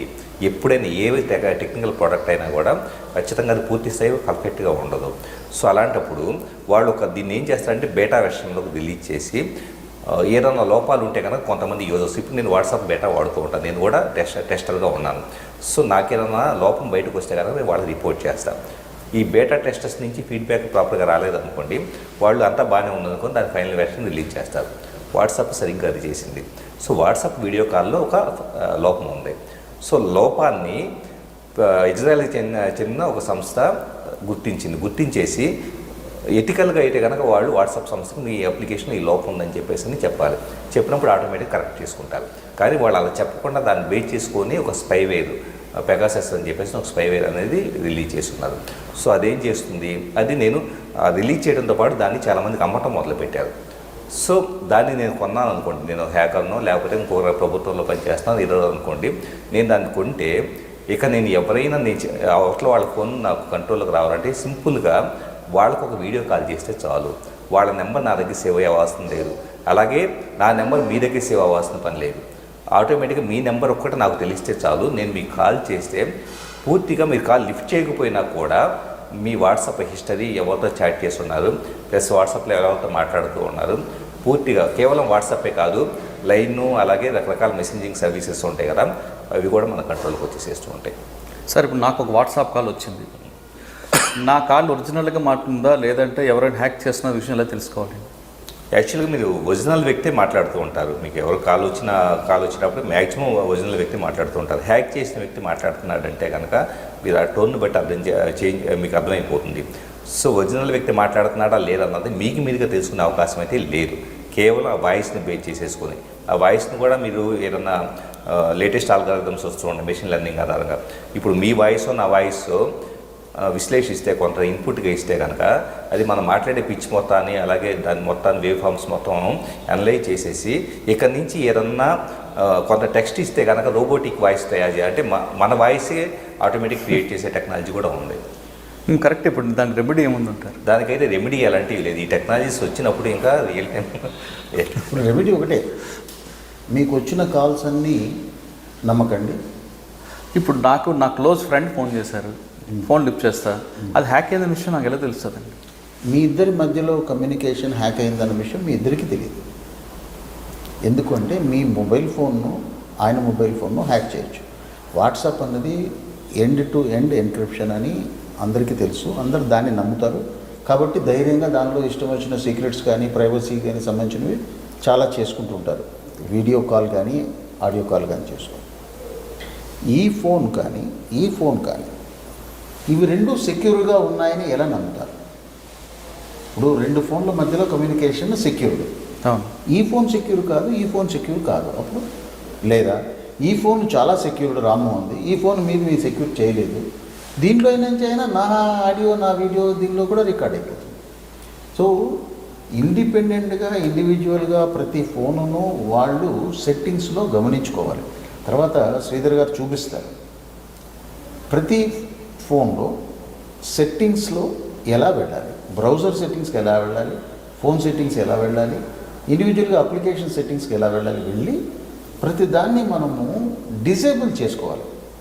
మీ దగ్గర 100 అప్లికేషన్స్ ఉన్నాయనుకోండి, ఆ అప్లికేషన్స్కి కరెస్పాండింగ్గా వాడు హ్యాకర్ ఎవరైనా ఉన్నారు అంటే మీ ఆడియోను, మీ స్పీకర్ను, మీ వీడియోను అంటే మీ కెమెరాను, మీ కాంటాక్ట్స్ను, మీ ఆల్రెడీ ఫోన్లో ఉన్న ఇమేజెస్ను వీటన్నిటినీ తీసేసుకుంటారు. ఇది కాకుండా చాలామందికి క్లౌడ్ కనెక్టివిటీ ఉంటుంది. చాలామందికి ఆ క్లౌడ్ గురించే తెలియదు, క్లౌడ్ కనెక్టివిటీ ఉంటుంది. ఆ క్లౌడ్లో బయట వేరే కంప్యూటర్ నుంచి ఆ క్లౌడ్లోకి ఎంటర్ అయ్యి మీ పాస్వర్డ్ తెలిస్తే అక్కడ టెంప్లెట్స్ పెట్టి దాన్ని బ్యాకప్ చేయించడం ద్వారా కూడా ఈ ఫోన్ హ్యాక్ చేయొచ్చు. హ్యాక్కు ఎన్ని మార్గాలు ఉన్నాయంటే అన్ని మార్గాలు ఉన్నాయి. కాకపోతే అందరివి హ్యాక్ అవుతుందా అంటే కాకపోవచ్చు. కానీ ఎవరైనా టార్గెట్ చేసి హ్యాక్ చేయాలనుకుంటే ఆ టార్గెట్ చేసిన వ్యక్తికి అంత అవగాహన లేదు అంటే ఈజీగా హ్యాక్ చేసేయచ్చు. మీకు ఒక లింక్ పంపిస్తారు, మీరు లింక్ క్లిక్ చేసి దానిలో ఇచ్చిన ఇన్స్ట్రక్షన్స్ ప్రకారం ముందుకు వెళ్తారు. ఏమని లింక్ వెళ్తుంది? వాళ్లకు కావాల్సిన ఇన్ఫర్మేషన్ లింక్ వెళ్తుంది. మీరు జర్నలిస్ట్, ఈ జర్నలిజంలో అత్యద్భుతంగా జర్నలిస్ట్గా ఉన్న ఈ వ్యక్తి యొక్క చరిత్ర మీరు చూడాలనుకున్నారా అని ఒక లింక్ పంపించారనుకోండి, మీరు న్యాచురల్గానే మీది అదే ఫీల్డ్ కాబట్టి దాన్ని క్లిక్ చేయాలని క్లిక్ చేస్తారు. క్లిక్ చేసిన వెంటనే కొన్ని ఫోటోలు, ఆ జర్నలిస్ట్ ఫోటోలు వస్తాయి. మీరు ఫర్దర్గా రీడ్ చేయాలంటే ఇంకో చోట క్లిక్ చేయండి. అట్లాగా మిమ్మల్ని ఒక 1 minute 2 minutes మిమ్మల్ని డిఫరెంట్ యాక్టివిటీ మీ మొబైల్లో చేపిస్తారు. ఆ టైంలో లాస్ట్లో ఒక జర్నలిస్ట్ మీద ఒక బుక్ కూడా పెట్టి ఉంటాడు, అది చదువుకోవచ్చు మీరు. కానీ ఈ ప్రాసెస్లో మీ మొబైల్ ఫోన్ను వాళ్ళకు కావాల్సిన టెంప్లెట్ లోపల ఇన్స్టాల్ చేసేసారు. ఇక్కడి నుంచి ఇంకా మీరు మాట్లాడిన ప్రతి మాట ఒక కాపీ అక్కడికి వెళ్తుంది. రియల్ టైంలో వినాలనుకుంటే అతను వెంటనే వినొచ్చు, లేదా దీన్ని ఒక మెయిల్కో ఒక ఆన్లైన్ క్లౌడ్కో కనెక్ట్ చేసి ఉంచితే అక్కడ పోయి మీరు మాట్లాడుకున్న మాటలన్నీ అక్కడ సేవ్ అయ్యి ఉంటాయి. ఇంకొక పార్టీ దాన్ని విని దాన్ని విశ్లేషించుకొని ఏమేమి చేస్తారు, మీ నెక్స్ట్ ప్లాన్ ఏంటి అనేది కూడా వాళ్ళు గమనించుకోవచ్చు. ప్రైవసీకి సంబంధించిన నేకెడ్ ఇమేజెస్ కూడా చాలామంది ఈ మధ్య నాకు చాలామంది వైఫ్ అండ్ హస్బెండ్ కేసులు వచ్చాయి, వేరే రకమైన రిలేషన్షిప్స్ ఉన్న వాళ్ళు కూడా వచ్చాయి. అది ఇంకొకరు కూడా థర్డ్ పార్టీ వాళ్ళు దాన్ని తీసి ఆన్లైన్లో పెట్టి ఏడిపించడం జరుగుతుంది. ఇట్లాగా ప్రతి చోట కూడా మొబైల్ ఫోన్ హ్యాకింగ్ అన్నది ఇంపాసిబుల్ కాకుండా చాలా ఈజీ మెథడ్ అయిపోయింది. ఎప్పుడు డిఫికల్ట్ అవుతుంది అంటే ప్రజలకు అవగాహన వచ్చినప్పుడు మాత్రమే నేను ప్రతిసారి నాకు మాట్లాడమన్నప్పుడంతా అవగాహన గురించి మాట్లాడుతున్నాను. ఏ లాజిక్నైనా సరే హ్యాక్ చేసేయచ్చు. లాజిక్ అంటే కంప్యూటర్ ప్రోగ్రామ్. కంప్యూటర్ ప్రోగ్రామ్ను ఎటువంటి దాన్నైనా హ్యాక్ చేయడానికి ఎక్కడో చోట లక్కునే ఉంటుంది. అది ఉంది అని తెలుసుకొని ముందుగానే మనం జాగ్రత్త పడటం ఒకటే మన యొక్క మార్గం. ఇంకోటి మీరు ఇందాక అడిగారు, మా ఫోన్ హ్యాక్ అయిందా లేదా అని ఎలా తెలుస్తుంది? మనది హ్యాక్ అయినంతసేపు మన మైక్రోఫోన్లో రికార్డ్ అవుతున్నవన్నీ కూడా ఎక్కడో రికార్డ్ అవుతుంటాయి. మన బ్యాటరీ వీక్ అవ్వటము, మనకు సంబంధించిన డేటా ఎక్కువ ఖర్చు అయిపోవటము, ఇట్లాంటి వాటిని బట్టి కూడా మనం గమనించుకోవచ్చు. ఇంకా కావాలి అంటే అప్లికేషన్స్, దీంట్లో ఏ అప్లికేషన్స్ రన్ అవుతున్నాయని ప్రాసెసింగ్ జరుగుతుంది. ఆ ప్రాసెసర్స్ను వీళ్ళు చూపిస్తారు. దానిలో ఏ విధంగా మనము గమనించుకోవచ్చు. మనం వాట్సాప్ కాల్ జరుగుతుంటే ఇంకొక ప్రాసెసర్ ఏదో రన్ అవుతుందా, ఎందుకు రన్ అవుతుందా అనేది చూసుకోవచ్చు. ఇవన్నీ కూడా ఎవరు చూడగలరు? చాలా టెక్నికల్గా క్వాలిఫై అయిన వాళ్ళు మాత్రమే చూడగలరు. అందరూ చూడమని చెప్తే వాళ్ళకి కష్టం అవుతుంది. కాబట్టి prevention better. Not to download necessary things, not to download all applications. అన్ని అప్లికేషన్స్ డౌన్లోడ్ చేస్తుంటారు. తర్వాత ఆ అప్లికేషన్స్ ఏమేమి తీసుకుంటున్నాయి డేటా అనేది గమనించుకోవాలి. ఇవన్నీ మీరు కరెక్ట్గా గమనించుకుంటే దీన్ని అవాయిడ్ చేయొచ్చు. చూపించు సార్. ఇక్కడ మన స్క్రీన్ మీద చూస్తే ఇక్కడ డెవలపర్ ఆప్షన్స్ అని ఒక ఆప్షన్ ఉంది చూడండి. సో ఇది మనం ఎనేబుల్ చేసుకొని దీంట్లో డెవలపర్ ఆప్షన్స్లో ఇంకా చాలా రకరకాల సర్వీసెస్ ఉంటాయి. దీంట్లో మెమరీ అని చెప్పేసి అని, అలాగే డిఫరెంట్ ఆప్షన్స్ ఉంటాయి. రన్నింగ్ సర్వీసెస్ అని ఒక ఆప్షన్ ఉంది చూడండి. దీన్ని సెలెక్ట్ చేసుకోవాలి. ఇది సెలెక్ట్ చేసుకుంటే ఇప్పుడు ఈ క్షణం మనకు ఫోన్లో రన్ అవుతున్న సర్వీసెస్, ఫేస్బుక్కి కావచ్చు, ఇంకా అన్ని రకాల సర్వీసెస్ లిస్ట్ అనేది ఒకే చోట చూపించబడుతుంది. వీటిలో మీకు అనుమానం వచ్చింది ఏదన్నా ఉంటే కనుక ఆటోమేటిక్గా ఖచ్చితంగా అది స్పైవేర్గానే రన్ ఉంటుంది. వీటిలో కాకపోతే ఏంటంటే కొన్నిటి పేర్లను బట్టి మనం గుర్తించలేం. నేను ఒక స్పైవేర్ అనేది నేను తయారు చేసాను అనుకోండి. సో నేను ఆ పేలోడ్, దాన్ని పేలోడ్ అంటారు. పేలోడ్ తయారు చేసేటప్పుడు నాకు నచ్చింది నేను పేరు పెడతాను. సో ఆటోమేటిక్గా సిస్టమ్ అప్లికేషన్ అని పెట్టాను అనుకోండి. జనాలకి అది రన్ అయ్యేటప్పుడు ఇక్కడ లిస్ట్లో సిస్టమ్ అప్లికేషన్ అని వస్తుంది. ఏమనుకుంటారు, ఇది సిస్టమ్ అప్లికేషన్ ఇంపార్టెంట్ అది కావాలా, దీన్ని క్లోజ్ చేస్తే ప్రాబ్లం అవుతుంది, క్లోజ్ చేయకుండా ఆపేసేస్తారు. లేదా వాళ్ళకే అది స్పైవేర్ అనే విషయం కూడా అనుమానం రాకుండా అలా వదిలేసేస్తారు.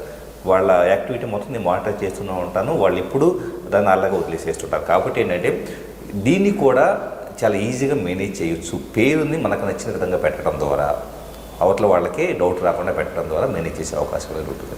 సో హ్యాకింగ్ అనేది వాస్తవంగా ఎక్కువ అవుతుంది. కాబట్టి ఈ మధ్యకాలంలో ఫస్ట్ ఆఫ్ ఆల్ చాలామంది మనం చూస్తుంటే మంచి నా ఫోన్లో మంచి కెమెరా క్వాలిటీ వస్తుంది, లేకపోతే ఫోన్ బాగుందని చెప్పేసి గొప్పలు చెప్పుకుంటున్నాం. కానీ నిజంగా మనకే భారతీయ ప్రజలకే సెక్యూరిటీ మీద, ప్రైవసీ మీద ఏమాత్రం అవగాహన లేదు.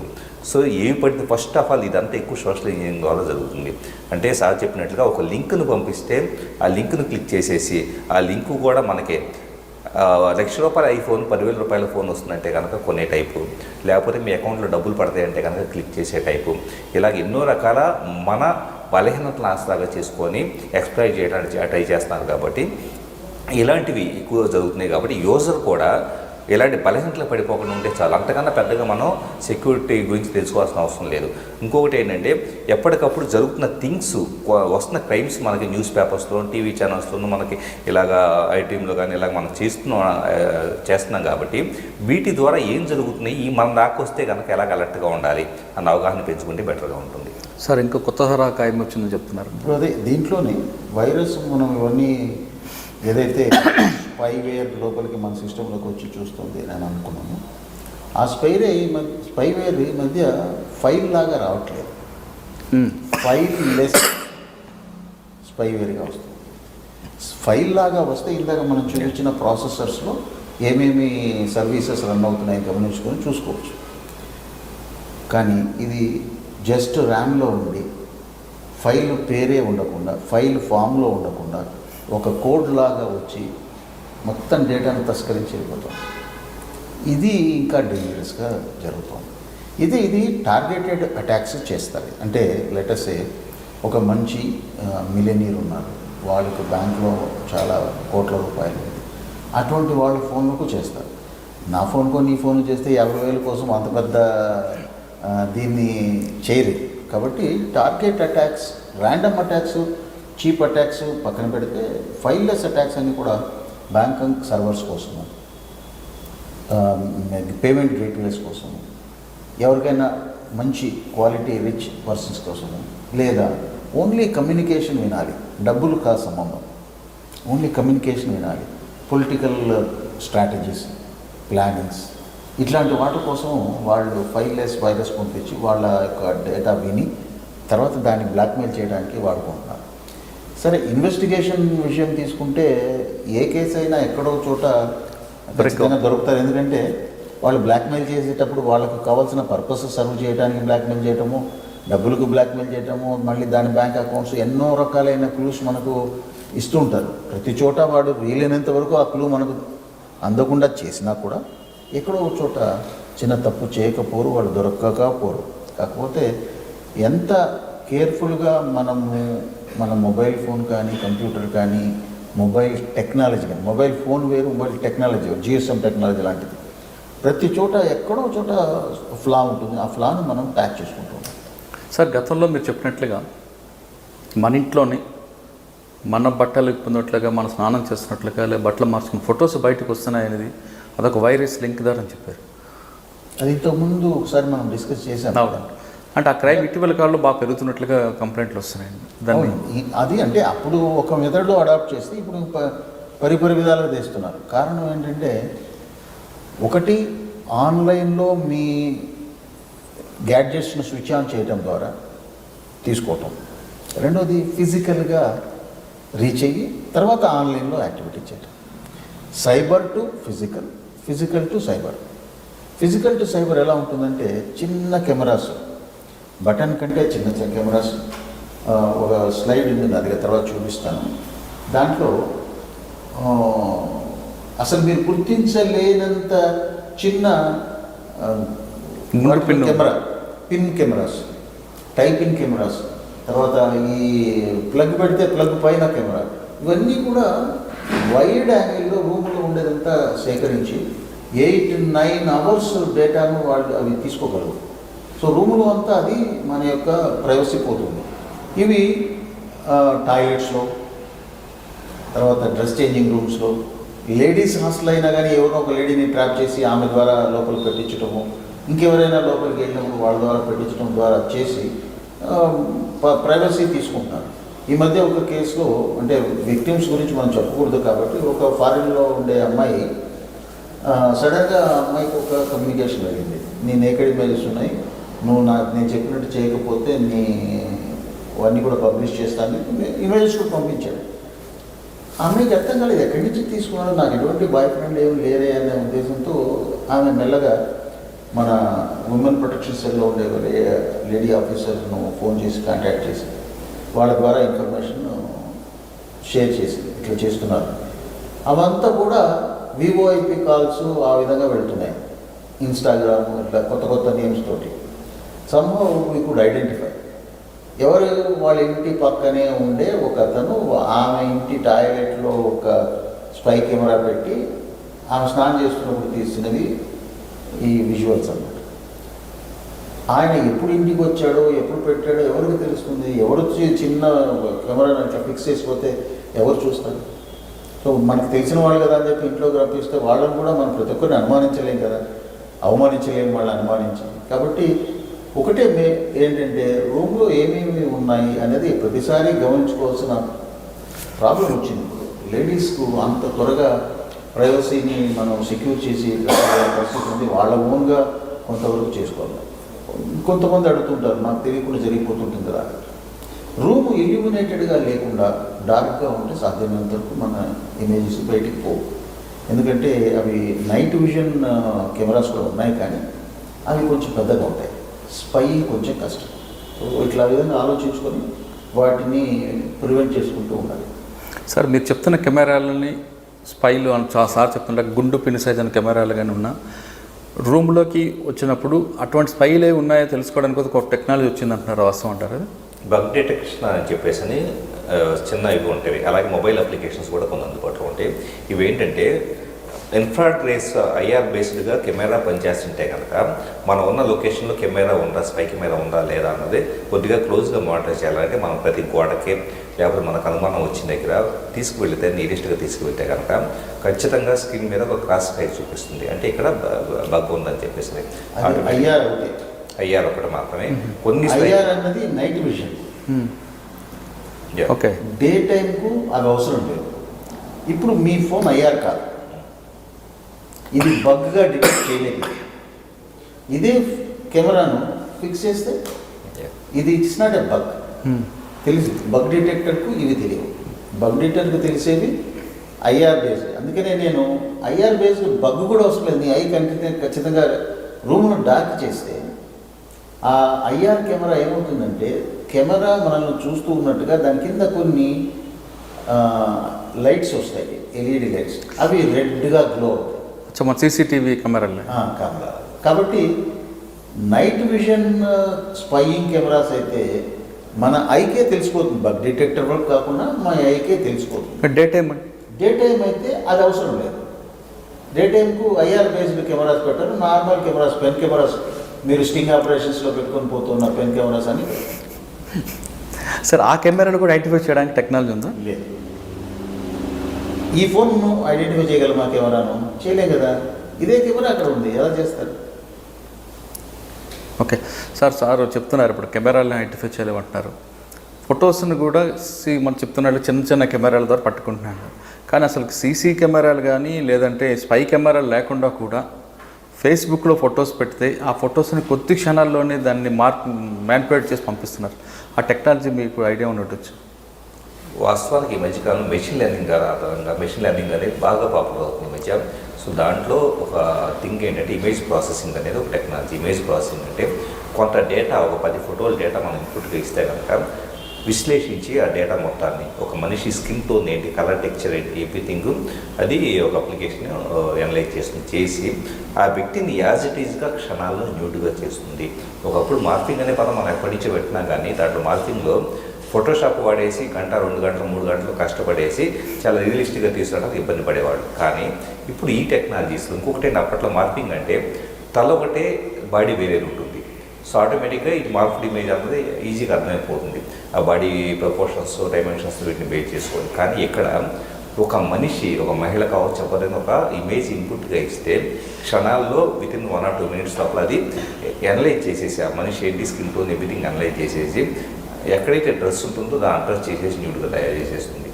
సో చాలా అంటే ఒరిజినల్గా మొత్తం ఒరిజినల్గా కంప్లీట్గా ఏ మాత్రం మీకు అనుమానం రాదు. చూపించగలరు డెఫినెట్గా అది ఒరిజినల్గా ఉన్నట్టు అనిపిస్తుంది, ఒరిజినల్ కాదు. చూసే వాళ్ళకు అది ఒరిజినల్ అనుకొని మోసపోయి ఆ అమ్మాయి యొక్క డిగ్నిటీకి ప్రమాదం ఏర్పడుతుంది. తర్వాత బ్లాక్మెయిలర్ కూడా చేయొచ్చు. యాక్చువల్గా నేను ఆ అప్లికేషన్ చూపిస్తున్నాను, దాన్ని అయితే న్యూడ్గా చేయట్లేదు మనం ప్రైవసీ రీజన్స్ వల్ల.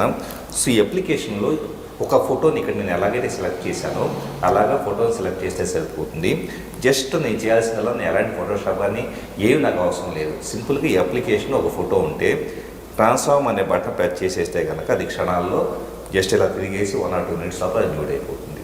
సో అంత ఈజీగా చేసే అవకాశం ఉంది సార్. దీనివల్ల క్రిమినల్స్కి ఒక అవకాశం ఇచ్చినట్లు అవుతుందేమో కదా. క్రిమినల్స్ కోటి ఈ మధ్య కాలంలో చాలామంది భార్యాభర్తల మీద గొడవ, బాయ్ ఫ్రెండ్ గర్ల్ ఫ్రెండ్ మధ్య గొడవ, అట్లాంటి గొడవలు చూపిస్తున్నారు. లేదా పెళ్లి కావాల్సిన అమ్మాయిది ఇట్లాంటి ఇమేజెస్ పంపించి ఆ అమ్మాయికి ప్రాస్పెక్టివ్ మ్యారేజ్ని దెబ్బతీస్తున్నారు. అట్లాంటివి చాలా జరుగుతున్నాయి. ఇక్కడ ప్రజలకు చెప్పవలసింది ఏంటంటే ఇట్లాంటివి ఉన్నాయని మీకు తెలుసు కాబట్టి ఏ అమ్మాయిని ఊరికే నేకెడ్గా తిరిగింది అని చెప్పేసి అనుమానపడి వాళ్ళ లైఫ్ నాశనం చేయకూడదు. ఇక్కడ అబ్బాయిలు అర్థం చేసుకోవాలి. ఇట్లాంటి నేకెడ్ ఉంటే అది ఖచ్చితంగా ఎవరో మోసం చేసి ఉన్నారు, అంత ఈజీగానే తెలుసుకోవాలి. అంతే తప్ప నిజంగానే ఈ అమ్మాయి అట్లా తిరిగేసిందని చెప్పి డైవోర్స్ ఇవ్వడము, లేదంటే మ్యారేజ్ కావాల్సింది ఆపేయడము, రూమర్స్ స్ప్రెడ్ చేయడము చేయకూడదు. పూర్తి వెరిఫికేషన్ జరగాలి. ఇది జరగాలి అంటే ప్రాపర్గా కంప్లైంట్స్ ఇచ్చి పోలీసులకు చెప్పడం ద్వారా ఆ ఇమేజ్ ఆమెదో కాదా ఖచ్చితంగా ఫోరెన్సిక్ అనాలిసిస్ చేసి, ఇమేజ్ ఫోరెన్సిక్స్ అని, వీడియో ఫోరెన్సిక్స్ అని చేసి దాన్ని ఈజీగా గ్రహించవచ్చు. పెద్ద కష్టం కానే కాదు ఎవరికి, ఫోరెన్సిక్ ఎక్స్పర్ట్. నార్మల్ పబ్లిక్ నమ్మేస్తారు. సో మీరు నార్మల్ పబ్లిక్ మీరు నమ్మే ముందు వాటిని ఫోరెన్సిక్ అనాలిసిస్ చేయించుకొని, చాలా ప్రైవేట్ ల్యాబొరేటరీస్ కూడా ఉన్నాయి, చేయించుకొని మీరు అసెస్ చేయండి తప్ప క్విక్గా ఇతరుల యొక్క డిగ్నిటీని బ్లేమ్ చేయలేదు. సార్ ఇవి కాకుండా OLX మోసాలు ఒకటి, ఓటీపీ ఫ్రాడ్ అంటూ, ఇన్సూరెన్స్ ఫ్రాడ్ అంటూ, ఫేక్ కాల్ సెంటర్స్ అంటూ కూడా వరుసగా ఈ మధ్యకాలంలో సైబర్ క్రైమ్ రిపోర్ట్ అవుతుంది. దాన్ని మనం ఫేక్ కాల్ సెంటర్స్ ఇప్పుడు ఒక్కసారి చూపించమంటే ఒక కంపెనీ పేరు జనరల్గా చెప్పకూడదు కాబట్టి ఆ కంపెనీవి 10-20 ఫేక్ కాల్ సెంటర్స్ ఉన్నాయి. చూపేయండి ఒకసారి. ఆ కంపెనీ పేరు మీద కంపెనీ వాళ్ళు తెలిసి ఉన్నా, వాళ్ళు కంప్లైంట్ ఇచ్చినా, ఎన్ని అరెస్టులు చేసినా, 250 ఫేక్ కాల్ సెంటర్స్ పైగా నోయిడాలో అరెస్ట్ చేయబడి ఉన్నాయి ఆల్రెడీ. రకరకాల స్టేట్స్ వాళ్ళు వెళ్ళి వాళ్ళని అరెస్ట్ చేసి తీసుకుని వచ్చారు. అయినా కూడా ఇంకా కూడా పుట్టగొడుగులాగా పుట్టుకొని వస్తూనే ఉన్నాయి ఫేక్ కాల్ సెంటర్స్. దీంట్లో 2-3 ఉన్నాయి. మనం సెర్చ్ చేసేటప్పుడు పోయి ఒక సెర్చ్ ఇంజిన్ తీసుకుంటాం. మనకు కావాల్సిన బ్యాంకులో వాళ్ళది కాల్ సెంటర్ని అడుగుతాం. ఫస్ట్ నెంబర్ వస్తుంది, అది నిజం అనుకుంటాం. నిజం కావచ్చు, కాకపోవచ్చు. మీరు గుర్తుపెట్టుకోవాల్సింది ఏంటంటే ఫస్ట్ వచ్చింది కాబట్టి నిజం అనుకుని నమ్మి కాల్ చేయకండి. మీకు ఆ నంబరు ఏదైతే కాల్ నెంబర్ కనపడుతుందో దానికి చేస్తే అవతల వాడి సంభాషణ బట్టి వాడు అది ఏంటో తెలిసిపోతుంది. ఒకటి వాడు ఏదో ఒక డబ్బులు దేనికో దానికో ప్రాసెస్కు డబ్బులు అడుగుతాడు. డబ్బులు అడిగినాడంటే ఖచ్చితంగా అదేదో తేడా ఉందని అర్థం. అది కాకుండా మీరు నిజం అనుకొని మీ పర్సనల్ డేటా అంతా కూడా ఇచ్చే ప్రమాదం ఉంది.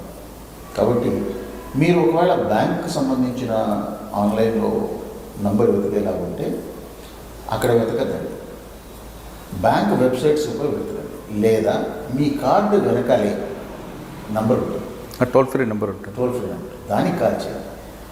వెబ్సైట్స్కు పోయి వెతకమని చెప్తున్నాను నేను. కానీ ఫేక్ నంబర్సు ఏదైతే సెర్చ్ ఇంజిన్లో కనపడినట్టు ఫేక్ వెబ్సైట్స్ కూడా ఉంటాయి. అది ఫేకా జెన్యూనా అన్నది కూడా మీకు తెలియకపోవచ్చు ఒక్కొక్కసారి. సో అక్కడ కూడా మీరు ప్రాపర్గా అసెస్ చేసుకొని, దాంట్లో చాలా ఫేక్ వెబ్సైట్స్లో ఎలా ఉంటుందంటే స్పెల్లింగ్ మిస్టేక్స్, రకరకాల ఇన్ఫర్మేషన్, రాంగ్ ఇన్ఫర్మేషన్ కనపడిపోతుంది. అది లోగోలో తేడా ఉండటం, కొంచెం బ్రెయిన్ దాని మీద ఫోకస్ చేస్తే కనుక్కోవచ్చు.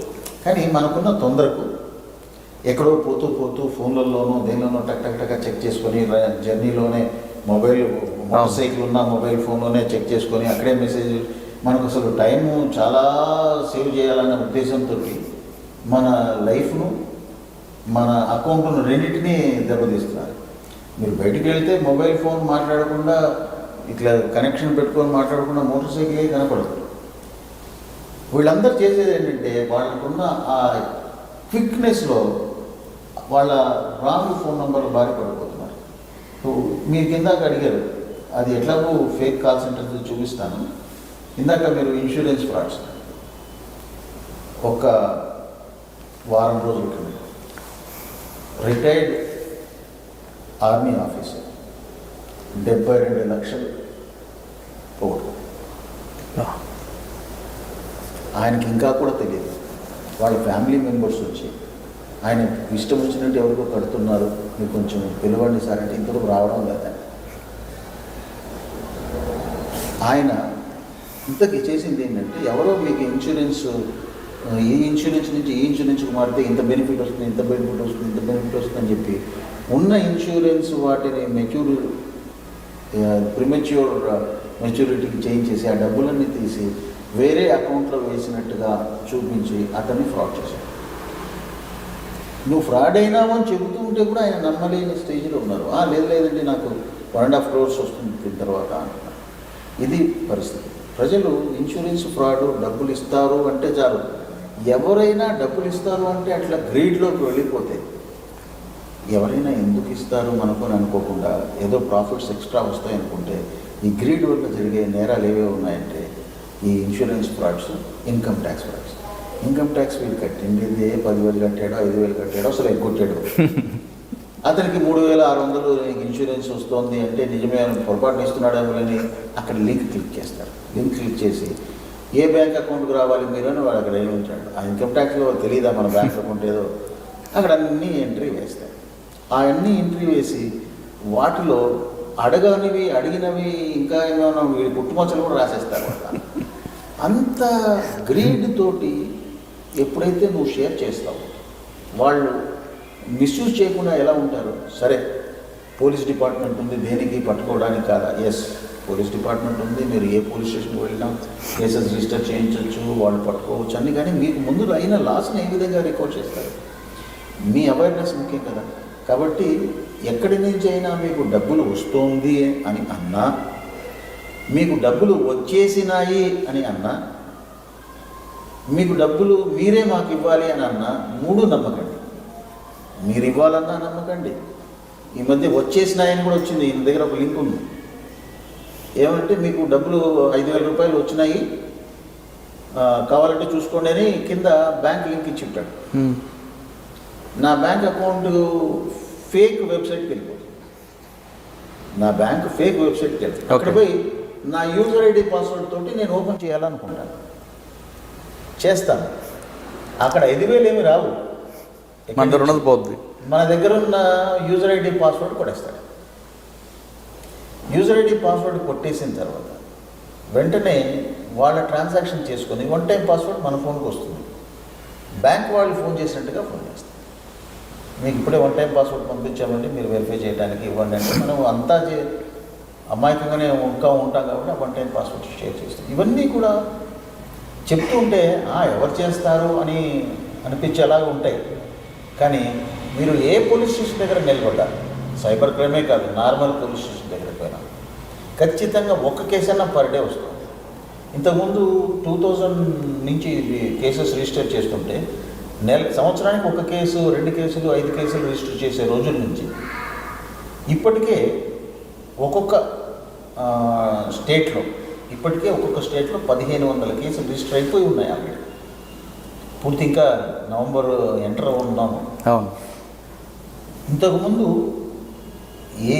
అన్ని స్టేట్ కంట్రీ అంతా కలిపితే 900 కేసులు అయినవి. ఇప్పుడు ఒక్కొక్క స్టేట్లో 2,000 కేసులు, 3,000 కేసులు రిజిస్టర్ అవుతాయి. ఒకటి, పోలీసులు ఎంపవర్ కావడం వలన వాళ్ళు కేసెస్ రిజిస్టర్ చేస్తున్నారు. రెండోది విక్టిమ్స్ ఎక్కువ అవుతున్నారు. విక్టిమ్స్ చాలామంది మేము చూసిన ప్యాటర్న్ ప్రకారం వాళ్ళ యొక్క అమాయకత్వంతో అవుతున్నారు తప్ప వాళ్ళ యొక్క గ్రీడ్ తోటి అవుతున్నారు తప్ప క్రిమినల్కి చాలా తెలివి ఉందని మాత్రం లేదు. సో ఒకసారి మీరు చూపించండి ఫేక్ కాల్స్. యాక్చువల్గా మనకు స్నాప్డీల్లో కానీ ఫ్లిప్కార్ట్లో కానీ ఏదైనా వస్తువు కొన్నప్పుడు చాలామంది అది డ్యామేజ్ అయింది రిటర్న్ చేయాలంటే నెంబర్ కోసం వాస్తవంగా వాళ్ళ అకౌంట్ పేజీలోకి వెళ్ళేసి ఇంతకుముందు రామ్మోహన్ గారు అన్నట్లుగా అడుగులుగా చూడవచ్చు. అక్కడ నిజమైన కస్టమర్ కేర్ నెంబర్ ఉంటుంది. కానీ మన గూగుల్లోనూ యూట్యూబ్లో వెతకడం బాగా అలవాటు అయిపోయేసి ఇప్పుడు ఫర్ ఎగ్జాంపుల్ యూట్యూబ్లో వెతికితే స్నాప్డీల్ కస్టమర్ కేర్ నెంబర్ అని నేను వెతుకున్నాను. ఇక్కడ 62919 అని చెప్పేసి ఇలా 3 నెంబర్లో ఒకే వ్యక్తి 4-5 వీడియోలు తీస్తున్నాడు. వాస్తవంగా ఇది కాదు, స్నాప్డీల్ కస్టమర్ కేర్ నెంబర్ ఇది కాదు.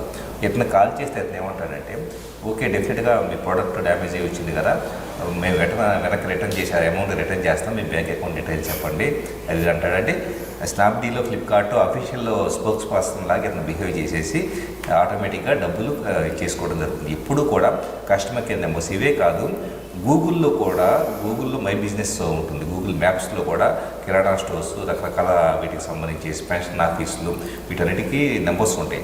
ఆ నెంబర్స్ లోకల్ గైడ్స్ అని ఉంటారు. లోకల్ గైడ్స్ ఆర్డర్ చేయొచ్చు. నేను గూగుల్ లోకల్ గైడ్ని, అంటే నాకు కొంత అక్కడ ఉండే ఇన్ఫర్మేషన్ ఎడిట్ చేసి రైట్ నాకు ఉంటుంది. నేను ఒక ఫ్రాడ్ చేసే వ్యక్తిని అయితే ఏదన్నా బిజినెస్లో ఒక పెన్షన్ ఆఫీస్లో ఇంకొకటో ఫోన్ నెంబర్ మార్చేసి నాకు నచ్చిన నెంబర్ నేను పెట్టవచ్చు. ఇక్కడి నుంచి ఆ పెన్షన్ ఆఫీసు బాంబేలో కేసు ఇలాగే జరిగింది. పెన్షన్ ఆఫీస్ నెంబరు చేంజ్ చేయడం వల్ల చాలామంది ఆ కొత్త నెంబర్ కాల్ చేసేసి వాళ్ళకి డాక్యుమెంట్ సబ్మిట్ చేయడం, అమౌంట్ వాళ్ళు ఎడిషనల్గా చాలా ఫ్రాడ్కి గురవడం జరిగింది. సో అక్కడ గూగుల్ మ్యాప్స్లో కనిపించే నెంబర్స్ కూడా నమ్మదగినవి కాదు. ఖచ్చితంగా వాటికి అఫీషియల్ వెబ్సైట్ ఉంటే కనుక వెతికి వాటి ఉండే నెంబర్స్కి అప్రోచ్ అవ్వడం అనేది చాలా బెటర్ థింగ్ ఉంది. సార్ మీరు చెప్పండి, ఇంకొక కొత్త తరహా నేరం కనిపిస్తుంది. ఈ మార్ఫింగ్ తర్వాత ఈ పర్సనల్ ఇది కాకుండా మ్యాట్రిమోనియల్ కాలంలో అమ్మాయిలు అప్లోడ్ చేస్తున్న క్వాలిటీ ఫొటోస్, జనరల్గా మ్యాట్రిమోనియల్ కాలం అంటే మనం ఒక మంచి క్వాలిటీ ఫోటోని హై రెజల్యూషన్తో ఉన్నవని అప్లోడ్ చేస్తాం. అవి డౌన్లోడ్ చేసి ఒక అబ్బాయి ఈ మధ్య హైదరాబాద్ కేసు రిజిస్టర్ చేసి వాళ్ళు అరెస్ట్ చేయడం కూడా జరిగింది. ఆ అబ్బాయి ఒక 500-600 మంది అమ్మాయిల్ని అటువంటి డౌన్లోడ్ చేసి మార్క్ చేసి ఇందాక చూపించిన టూల్ లాంటి వాటితో అమ్మాయిలను బ్లాక్మెయిల్ చేసి డబ్బులు తీసుకున్నారు. మీరు ఇస్తారా పబ్లిష్ చేయాలా? ఏ అమ్మాయి అయినా కూడా ఆమె డిగ్నిటీ కాపాడుకోవడం కోసం కొద్దిగా వీడేదో 5,000 10,000 వేస్తే పోతుందేమోలే అనుకొని భయపడి ఇస్తున్నారు. వాడు అక్కడితో ఆగడు, మనకి కంటిన్యూస్ చేస్తూనే ఉంటాడు. కాబట్టి మొట్టమొదటి జరిగిన వెంటనే మీరు ఇమ్మీడియట్గా కంప్లైంట్ ఇవ్వండి. ఓఎల్ఎక్స్లో వెహికల్స్కి సంబంధించి చాలా నేరాలు జరుగుతున్నాయి.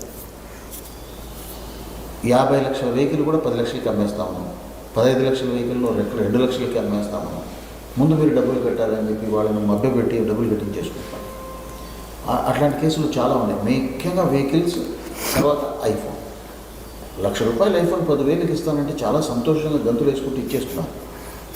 నాకున్న క్లయింట్లో కంప్లైనెంట్లో గూగుల్లో సీనియర్ ఎగ్జిక్యూటివ్ 5,000 కట్టారు. ఇది 4 మొబైల్ ఫోన్స్ ఇస్తాము, అడ్వాన్స్ ఇవ్వమంటే 5,000 కట్టారు. ఇది న్యాయం. ఇప్పుడు ప్రజలు నమ్ముతారంటే అర్థమైంది. గూగుల్ లాంటి సంస్థలు పనిచేస్తున్న వాళ్ళు ఇలా నమ్మితే ఎవరినైనా నమ్మించచ్చని అర్థమవుతుంది. కాబట్టి ఈ ఓఎల్ఎక్స్కి సంబంధించిన వాటిలో ఎట్టి పరిస్థితుల్లో కూడా చాలా చీప్. అంటే మీరు ఫిజికల్గా వెళ్ళి చూస్తే కానీ, ఫిజికల్ వెళ్ళేటప్పుడు కూడా వాళ్ళు చెప్పిన లొకేషన్కి ఒంటరిగా వెళ్ళకండి. అక్కడ కూడా కొట్టి తీసుకునే సందర్భాలు ఉన్నాయి. సో వాటిని కూడా మీరు గుర్తుపెట్టుకొని దానికి తగ్గట్టుగా మీరు బిహేవ్ చేయాల్సి ఉంటుంది. సెన్సేషనలైజ్ చేయటం అనేది పెద్ద కష్టం కాదు, ఏ ఇష్యూ అయినా సరే. కానీ ఇష్యూ మసాలాతో చూడకుండా దీన్ని మనం ఏ విధంగా దీని నుంచి బయటపడవచ్చు. ఎందుకంటే ప్రతి ఒక్కరూ టెక్నాలజీ వాడాల్సిందే. మీరు ₹50 సినిమా టికెట్ దగ్గర నుంచి 5 లక్షల బాష్ సంబంధించిన ఆడియో స్పీకర్స్ వరకు ఆన్లైన్లో కొనేస్తున్నారు. మీరు వాటిని కొనేటప్పుడు, అమ్మేటప్పుడు, రిసీవ్ చేసుకునేటప్పుడు ప్రతి దగ్గర కూడా మీకు ఎన్నో రకాలైన చెక్స్ అండ్ బ్యాలెన్సెస్ చూసుకోవచ్చు ఉంటుంది. ఏదో ₹50 కదా ఈ సినిమా టికెట్కు, దీనికి పెద్ద సెక్యూరిటీ లేకుంటే ఏమి అని అనుకుంటే మీ కార్డు డీటెయిల్ దానిలో వెళ్ళిపోతాయి. అక్కడ వెళ్ళాక వాటికి ఏమన్నా చేయవచ్చు. అవును. కాబట్టి చీప్ అయినా కాస్ట్లీ అయినా ఏదైనా సరే మీరు ఒకటే దృష్టితో దాన్ని సెక్యూరిటీ లేయర్ తోటి చూడాలి తప్ప ఇష్టం వచ్చినట్టు మీరు ఈజీ కదా, దీన్ని ఏముంది, నేను మగపిల్లవాడిని కదా, నా ప్రైవసీతో నాకేం సంబంధం లేదు అనేట్టుగా మనం చేయలేము. దాన్ని ఎన్నో రకాలైన నేరాలకు గురి చేయవచ్చు. వాడిని సోడమైజ్ చేయించడానికో, పిల్లలను ట్రాప్ చేయడానికో, ఇంకో ఏదే కాకుండా ఉత్తి నార్మల్ ఇన్ఫర్మేషన్ కూడా మీరు షేర్ చేసేటప్పుడు పబ్లిక్ చూస్తారు అనే నమ్మకంతో షేర్ చేయాలి. ఫేస్బుక్లో ఎంతోమంది వాళ్ళ పిల్లలను స్కూల్కి పంపిస్తూ వీడియోలు, ఫోటోలు, వాడు ఏ స్కూల్లో వెళ్తాడు, ఏ విధంగా ఉంటాడు, ఎటువంటి వెహికల్లో వెళ్తున్నాడు, అన్ని డీటెయిల్స్ ఇచ్చి ఎవడన్నా కిడ్నాప్ చేశాడని మళ్ళీ మనం బాధపడితే కరెక్ట్ కాదు. అలాగే రూమర్స్ షేర్ చేయటం చాలా సివియర్గా అయిపోయింది. అసలు అది ఏంటో వాళ్ళకి తెలియదు. అబ్బా ఇది చాలా మంచిది ఉన్నట్టుంది అని చెప్పి షేర్ చేసేస్తుంది. అదే కాపీ పేస్ట్. వేలల్లో, లక్షల్లో వెళ్ళిపోతుంది ఆ షేరింగ్స్. ఒకడెవడో అతి బీదగా చూపించి కిడ్నీ నాకు రిపేర్ ఉంది, నాకు సర్జరీ ఉంది అంటే ఎప్పుడు పక్కింటి వాడికి ₹1 ఇయ్యని వాడు కూడా ఆన్లైన్లో ఎందుకో వాళ్ళకి డబ్బులు ఇవ్వడానికి ప్రయత్నం చేస్తుంటాడు. అంటే నేను ఇవ్వద్దని నేను చెప్పట్లేదు, వెరిఫై చేసుకునివ్వండి. అక్కడ ఆయన ఏ ఊర్లో చెప్పాడో అది నియరెస్ట్ పర్సన్ ఎవరన్నా ఉంటే చేసుకుని ఇవ్వండి. అట్లా లేకపోతే ఆన్లైన్లో విపరీతంగా చీట్ అయిపోయి ఆన్లైన్లో నమ్మలేని పరిస్థితికి వస్తుంది. అలా మన యొక్క అవేర్నెస్ లేకపోవడము, అవగాహన లేకపోవడము, ఆ లోపం వల్ల జరుగుతున్న తప్ప మనం కన్నా కొంతన్నా స్ట్రాంగ్గా ఉంటాయి. ఇట్లాంటి అన్నెసెసరీ షేర్స్ ఆగుతాయి. గూగుల్ ఫొటోస్కి సంబంధించి ఒక క్రైమ్ జరుగుతుంది. వాస్తవంగా చాలామంది ఫోన్లో స్టోరేజ్ స్పేస్ సేవ్ చేసుకోవడానికి, ఉదాహరణకు నా ఫోన్ గ్యాలరీ ఇది, సో నేను స్టోరేజ్ స్పేస్ సేవ్ చేసుకోవడానికి అందరూ ఏం చేస్తున్నారంటే గూగుల్ ఫొటోస్ అనే అప్లికేషన్ డౌన్లోడ్ చేసుకొని ఈ ఫొటోస్ అన్నీ కూడా ఆటోమేటిక్గా గూగుల్ క్లౌడ్ స్టోరేజ్లోకి అప్లోడ్ అయ్యేలాగా చేసుకుంటున్నారు. వన్స్ అప్లోడ్ అయిన తర్వాత అంతా బాగానే ఉంటుంది, ఆ స్పేస్ ఆదా అయిపోతుంది, నేను కొత్త ఫోటోలు తీసుకుంటాను, బాగానే ఉంటుంది. ఒక్కసారి కనుక మీ గూగుల్ అకౌంట్ కాంప్రమైజ్ అయితే, మీ గూగుల్ యూజర్నేమ్ పాస్వర్డ్ కాంప్రమైజ్ అయితే, ఎలాగ ఇంతకుముందు మనం చెప్పుకున్నట్లు ఫిషింగ్ అటాక్ ద్వారా నేను మీ అకౌంట్ నా కంట్రోల్ తెచ్చుకుంటే మీరు ఇంతకుముందు తీసుకున్న పర్సనల్ ఫోటోలు అన్నీ కూడా photos.google.com అనే సైట్లోకి వెళ్ళి చూడవచ్చు. ఇది ఈ పద్ధతిలో ఐక్లౌడ్కి సంబంధించేసి మనకి హాలీవుడ్కి సంబంధించిన 23 మంది హీరోయిన్స్ ఫొటోస్ వాళ్ళు పర్సనల్గా తీసుకున్న, వాళ్ళు అద్దాల ముందు తీసుకున్న న్యూడ్ ఫొటోస్ కూడా పబ్లిక్గా వచ్చేస్తున్నాయి. అంటే యాపిల్ ఐక్లౌడ్ కావచ్చు, గూగుల్ ఫొటోస్ కావచ్చు, క్లౌడ్ స్టోరేజ్లోకి ఫొటోస్ ఆటోమేటిక్గా సింక్ చేసే సర్వీసెస్ ఉంటాయి కదా, ఈ సర్వీసెస్లోకి మీ డేటా సింక్ అవుతుంటే మీ అకౌంట్ను కూడా ఖచ్చితంగా కాపాడుకోవాల్సిన అవసరం మనకుంది. దీన్ని ఏం చేయమంటారండి పోకుండా ఉండాలి? వీలైనంత వరకు మీ గూగుల్ అకౌంట్కి 2 స్టెప్ వెరిఫికేషన్ ఎనేబుల్ చేసుకోవడం సెట్ ఎప్పటి కూడా చాలామంది కేవలం యూజర్ నేమ్ పాస్వర్డ్ ఆధారంగానే అకౌంట్స్ యూజ్ చేస్తున్నారు, కానీ సెట్టింగ్స్లోకి వెళ్ళేసి 2 ఫ్యాక్టర్ అథెంటికేషన్ అని ఒకటి ఉంటుంది. సో దాన్ని ఎనేబుల్ చేసుకున్నామంటే కనుక ఇక్కడ నుంచి for example me Gmail user name password నాకు తెలుసు, కానీ నేను లాగిన్ కాలేను. మీ మొబైల్ నెంబర్కి వచ్చే ఒక ఓటీపీ నేను ఎంటర్ చేస్తే మాత్రమే లాగిన్ కాగలుగుతాను.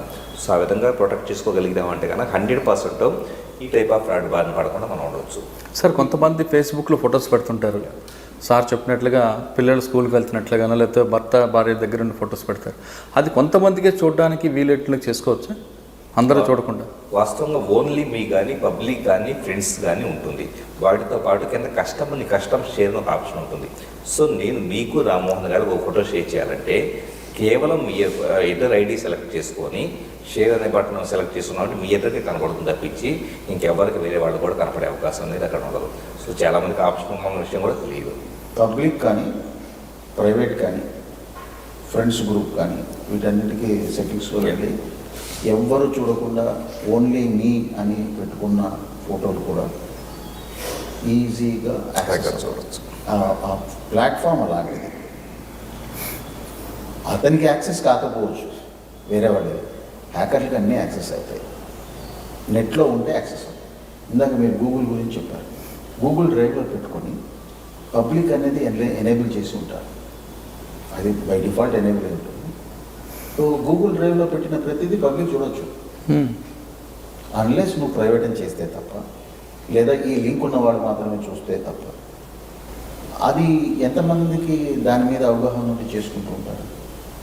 అయితే ప్రతిసారి రిస్క్ ఉంటుందని నేనేం చెప్పను, కానీ ఎవరైనా రిస్క్ చేయాలి మీకు అనుకుంటే చాలా ఈజీగా అవి చేయవచ్చు. ఇంతకుముందు ఇండివిజువల్స్ని అటాక్ చేస్తూ వచ్చారు ఫ్రాడ్లో. ఇప్పుడు బ్యాంక్స్ అనేది చేస్తున్నారు. కాస్మోస్ బ్యాంక్లో కోట్ల రూపాయలు ఆన్లైన్లో పోయింది. 2 గంటల్లో 28 కంట్రీస్లో 2000 ట్రాన్సాక్షన్తో కొన్ని కోట్ల రూపాయలు డ్రా చేయగలిగారు. కారణం ఆ బ్యాంకు సర్వర్లలో కూడా ఎవరైతే యూజర్స్ ఉంటారో, బ్యాంక్ ఎంప్లాయీస్ ఉంటారో, వాళ్ళు చేసిన చిన్న చిన్న ఫ్లాస్ ఏమో దాన్ని వాడు హ్యాకర్ దాన్ని గ్రహించగలిగాడు. అంటే పాయింట్ ఇక్కడ ఏం చెప్తున్నానంటే ఇండివిజువల్సే ఎవరు బిజినెస్ అండ్ ఎస్టాబ్లిష్మెంట్స్ వాళ్ళైనా జాగ్రత్త ఉండాల్సిందే. ముఖ్యంగా ఇంపోర్ట్ అండ్ ఎక్స్పోర్ట్ బిజినెస్ వాళ్ళు మెయిల్ ఐడీస్ వాడుకొని వీళ్ళు ఇక్కడి నుంచి ఎక్స్పోర్ట్ చేసిన మెటీరియల్కు ఇన్వాయిసెస్ మనకి ఇవ్వమని పంపిస్తుంటారు. అక్కడి నుంచి వాళ్ళు ఏం చేస్తారు, వీళ్ళు ఇన్వాయిస్ పంపిస్తే వాళ్ళు డబ్బులు పంపిస్తారు. వీళ్ళ ఇన్వాయిస్ దేని ద్వారా పంపిస్తారు, ఈమెయిల్ ద్వారా పంపిస్తారు. ఇందాక నేను చెప్పిన 2 ఫ్యాక్టర్ అథెంటికేషన్ అవేమి ఉండవు. ఎందుకంటే చాలామంది ఎంప్లాయీస్ అదే మెయిల్ ఐడి వాడుతుంటారు. ఆ కంపెనీలో ఒకటే పాస్వర్డ్ తోటి అందరూ వాడుతుంటారు. వాళ్ళు ఏం చేస్తారంటే హ్యాక్ అవుతుంది, ఏదో ఫిషింగ్ దానివల్ల హ్యాక్ అవుతుంది. హ్యాక్ అయిన తర్వాత హ్యాకర్ ఏం చేస్తున్నాడంటే సెంట్ మెయిల్స్ అన్ని చూస్తున్నాడు. దాంట్లో మనం పంపించిన ఇన్వాయిస్ కనపడుతుంది, రిసీవర్ మెయిల్ ఐడి కనపడుతుంది. ఇందాక ఏం చెప్పాడు కదా స్పూఫ్డ్ మెయిల్ ఐడి. ఆ మెయిల్ ఐడి తోటి ఒక మెయిల్ ఐడి వాళ్ళకి పంపిస్తారు. మేము మీకు ఇన్వాయిస్ పంపించాము, బ్యాంక్ అకౌంట్ కూడా ఇచ్చాము, ఆ బ్యాంక్ అకౌంట్ మేము మార్చుకున్నాము, ఇప్పుడు ఇక్కడ జిఎస్టీ ప్రాబ్లమ్స్ ఉన్నాయి, చైనాలో నా బ్యాంక్ అకౌంట్ దానికి ట్రాన్స్ఫర్ చేయండి అని చెప్పి ఇక్కడి నుంచి వీడి పేరు మీద వీడి మెయిల్ ఐడి తోటి వాడికి మెయిల్ పంపిస్తారు. ఓకే.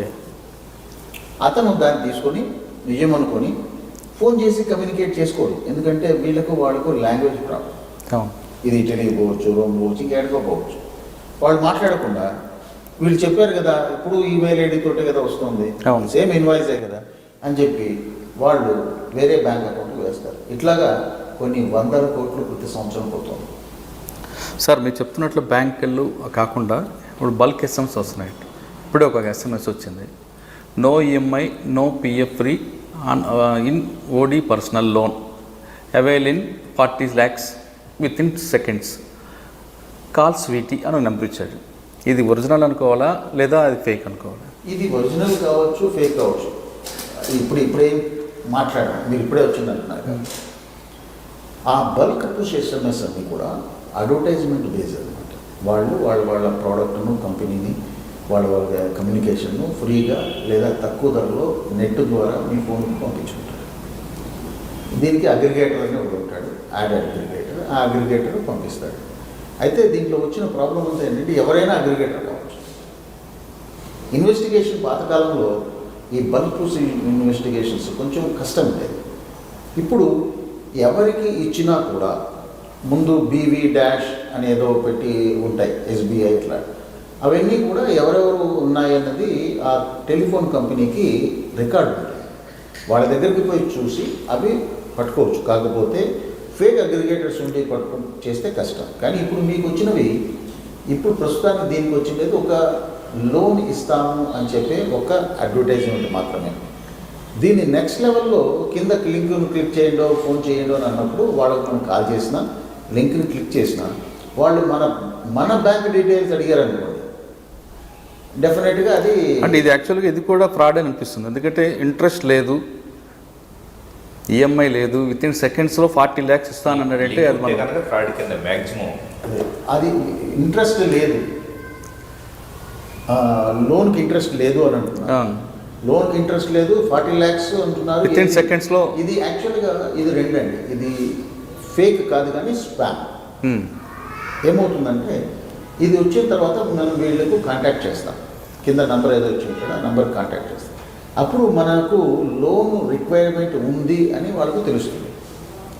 అప్పుడు వాళ్ళు రకరకాలుగా మొదలుపెట్టి మీకు లోన్ ఇవ్వటము, మీ దగ్గర ఎక్స్ట్రా ఇంట్రెస్ట్ తీసుకోవటమో చేసే ఒక స్పామ్ కాల్ అవుతుంది. లేదా లింక్ క్లిక్ చేసిన తర్వాత తెలుస్తుంది ఏమడుగుతున్నాడు మీది. కింద లింక్ లేదు, ఓన్లీ ఫోన్ నెంబర్ ఇచ్చాడు. ఆ ఫోన్ నెంబర్ ఇచ్చాడంటే అది ఓన్లీ స్పామ్. ఓకే, ఒకవేళ ఫోన్ ప్లేస్లో లింక్ ఇస్తే మాత్రం అది అలా కాకుండా లింక్ ఇస్తే మాత్రం అని కాదు, లింక్ కూడా మంచి కూడా ఉండొచ్చు. కానీ లింక్ ఇచ్చిన తర్వాత ఏమడుగుతున్నాడు మీవి, బ్యాంక్ డీటెయిల్స్, మీ యొక్క సెక్యూరిటీ క్రెడెన్షియల్స్ అడుగుతున్నాడా, అడిగితే ఫేక్. మిమ్మల్ని డబ్బులు వేయమంటున్నాడా ప్రాసెస్. ఇప్పుడు వీళ్ళు ఏం చేస్తారంటే మీకు ఇంట్రెస్ట్ లేకుండా 40 లక్షలు ఇచ్చి ఎటువంటి డాక్యుమెంట్స్ లేకుండా ఉండాలి అంటే ఆ ఫోన్ వాడు ఏమంటాడంటే ప్రాసెసింగ్ ఫీ ఒక 50,000 పంపించండి సార్ ఈ నంబర్ వాడు ఏదో బ్యాంక్ అకౌంట్ ఇస్తాడు, దానికి మీరు వేస్తారు. తర్వాత ఈ phone switch off. Processing fee అడిగినా, ఎవరు మీ సెక్యూరిటీ క్రెడెన్షియల్స్ ఆన్లైన్లో అడిగినా, మిమ్మల్ని డబ్బులు వేయమన్నా, మీకే వాడు అనవసరంగా డబ్బులు ఇస్తానన్నా 3 ఫేకే. వీడు చెప్పినట్లుగా నేను డబ్బులు ఇస్తే నేను అప్పుడు మీ ఆఫీస్కి రావాలి, నా ఆఫీస్కి రావాలి, నేను వాడిని చూడాల్సి వస్తుంది. సార్ నెక్స్ట్ ఇంకోటి ఫ్రాడ్ చెప్తాన్నారు, ఓఎల్ఎక్స్ అయిపోయింది. ఇది యాక్చువల్లీ ఈ మధ్య ఇంకో టైప్ ఆఫ్, నేను చెప్పమంటాను, ఇంకో టైప్ ఆఫ్ ఫ్రాడ్ జరుగుతుంది. చాలామందికి ఆన్లైన్ ప్రాస్టిట్యూషన్, ఫ్రెండ్షిప్ క్లబ్లు అని చెప్పేసి కొన్ని మెసేజ్లు వాట్సాప్లో ఎక్కువగా వస్తున్నాయి. ఒక 4-5 అమ్మాయిల పేర్లు, వాళ్ళ ఫోన్ నెంబర్స్, మీకు కావాలంటే కనుక ఆటోమేటిక్గా వెంటనే రెస్పాండ్ అవ్వండి అని చెప్పేసి మెసేజ్లు వస్తూ ఉన్నాయి. సో ఈ మెసేజ్కి వెంటనే రెస్పాండ్ అయితే కనుక ఆటోమేటిక్గా ఫలానా లొకేషన్కి వచ్చి కలవండి. లేకపోతే కొన్ని సందర్భాలు ఏం జరుగుతుందంటే మీరు ఆ వ్యక్తితో మాట్లాడాలి, చాట్ చేయాలి అనుకుంటే కనుక, లేకపోతే కనుక కనీసం డైరెక్ట్గా కలవాలనుకుంటే కనుక ఫస్ట్ 1,000 రూపీస్ రిజిస్ట్రేషన్ ఫీజు ఫలానా అకౌంట్ నెంబర్లో వేయాలని చెప్పేసి అంటూ ఉంటారు. చాలామంది ఈ మెసేజ్లకు నమ్మేసి అమౌంట్ వేయటం, కొన్ని సందర్భాల్లో నేరుగా వెళ్ళటం, కొన్ని సందర్భాల్లో అవతల నేరుగా వెళ్తే కనుక ఉమెన్ కాకుండా జెంట్స్ ఉంటాం. అంటే యూత్ యొక్క బలహీన ఆస్తాగా చేసేసుకొని ఇలాంటి బల్క్గా మెసేజెస్, అది కూడా ఎక్కువ వాట్సాప్లో జనరేట్ అవుతున్నాయి రకరకాల నెంబర్స్ సేకరించేసి.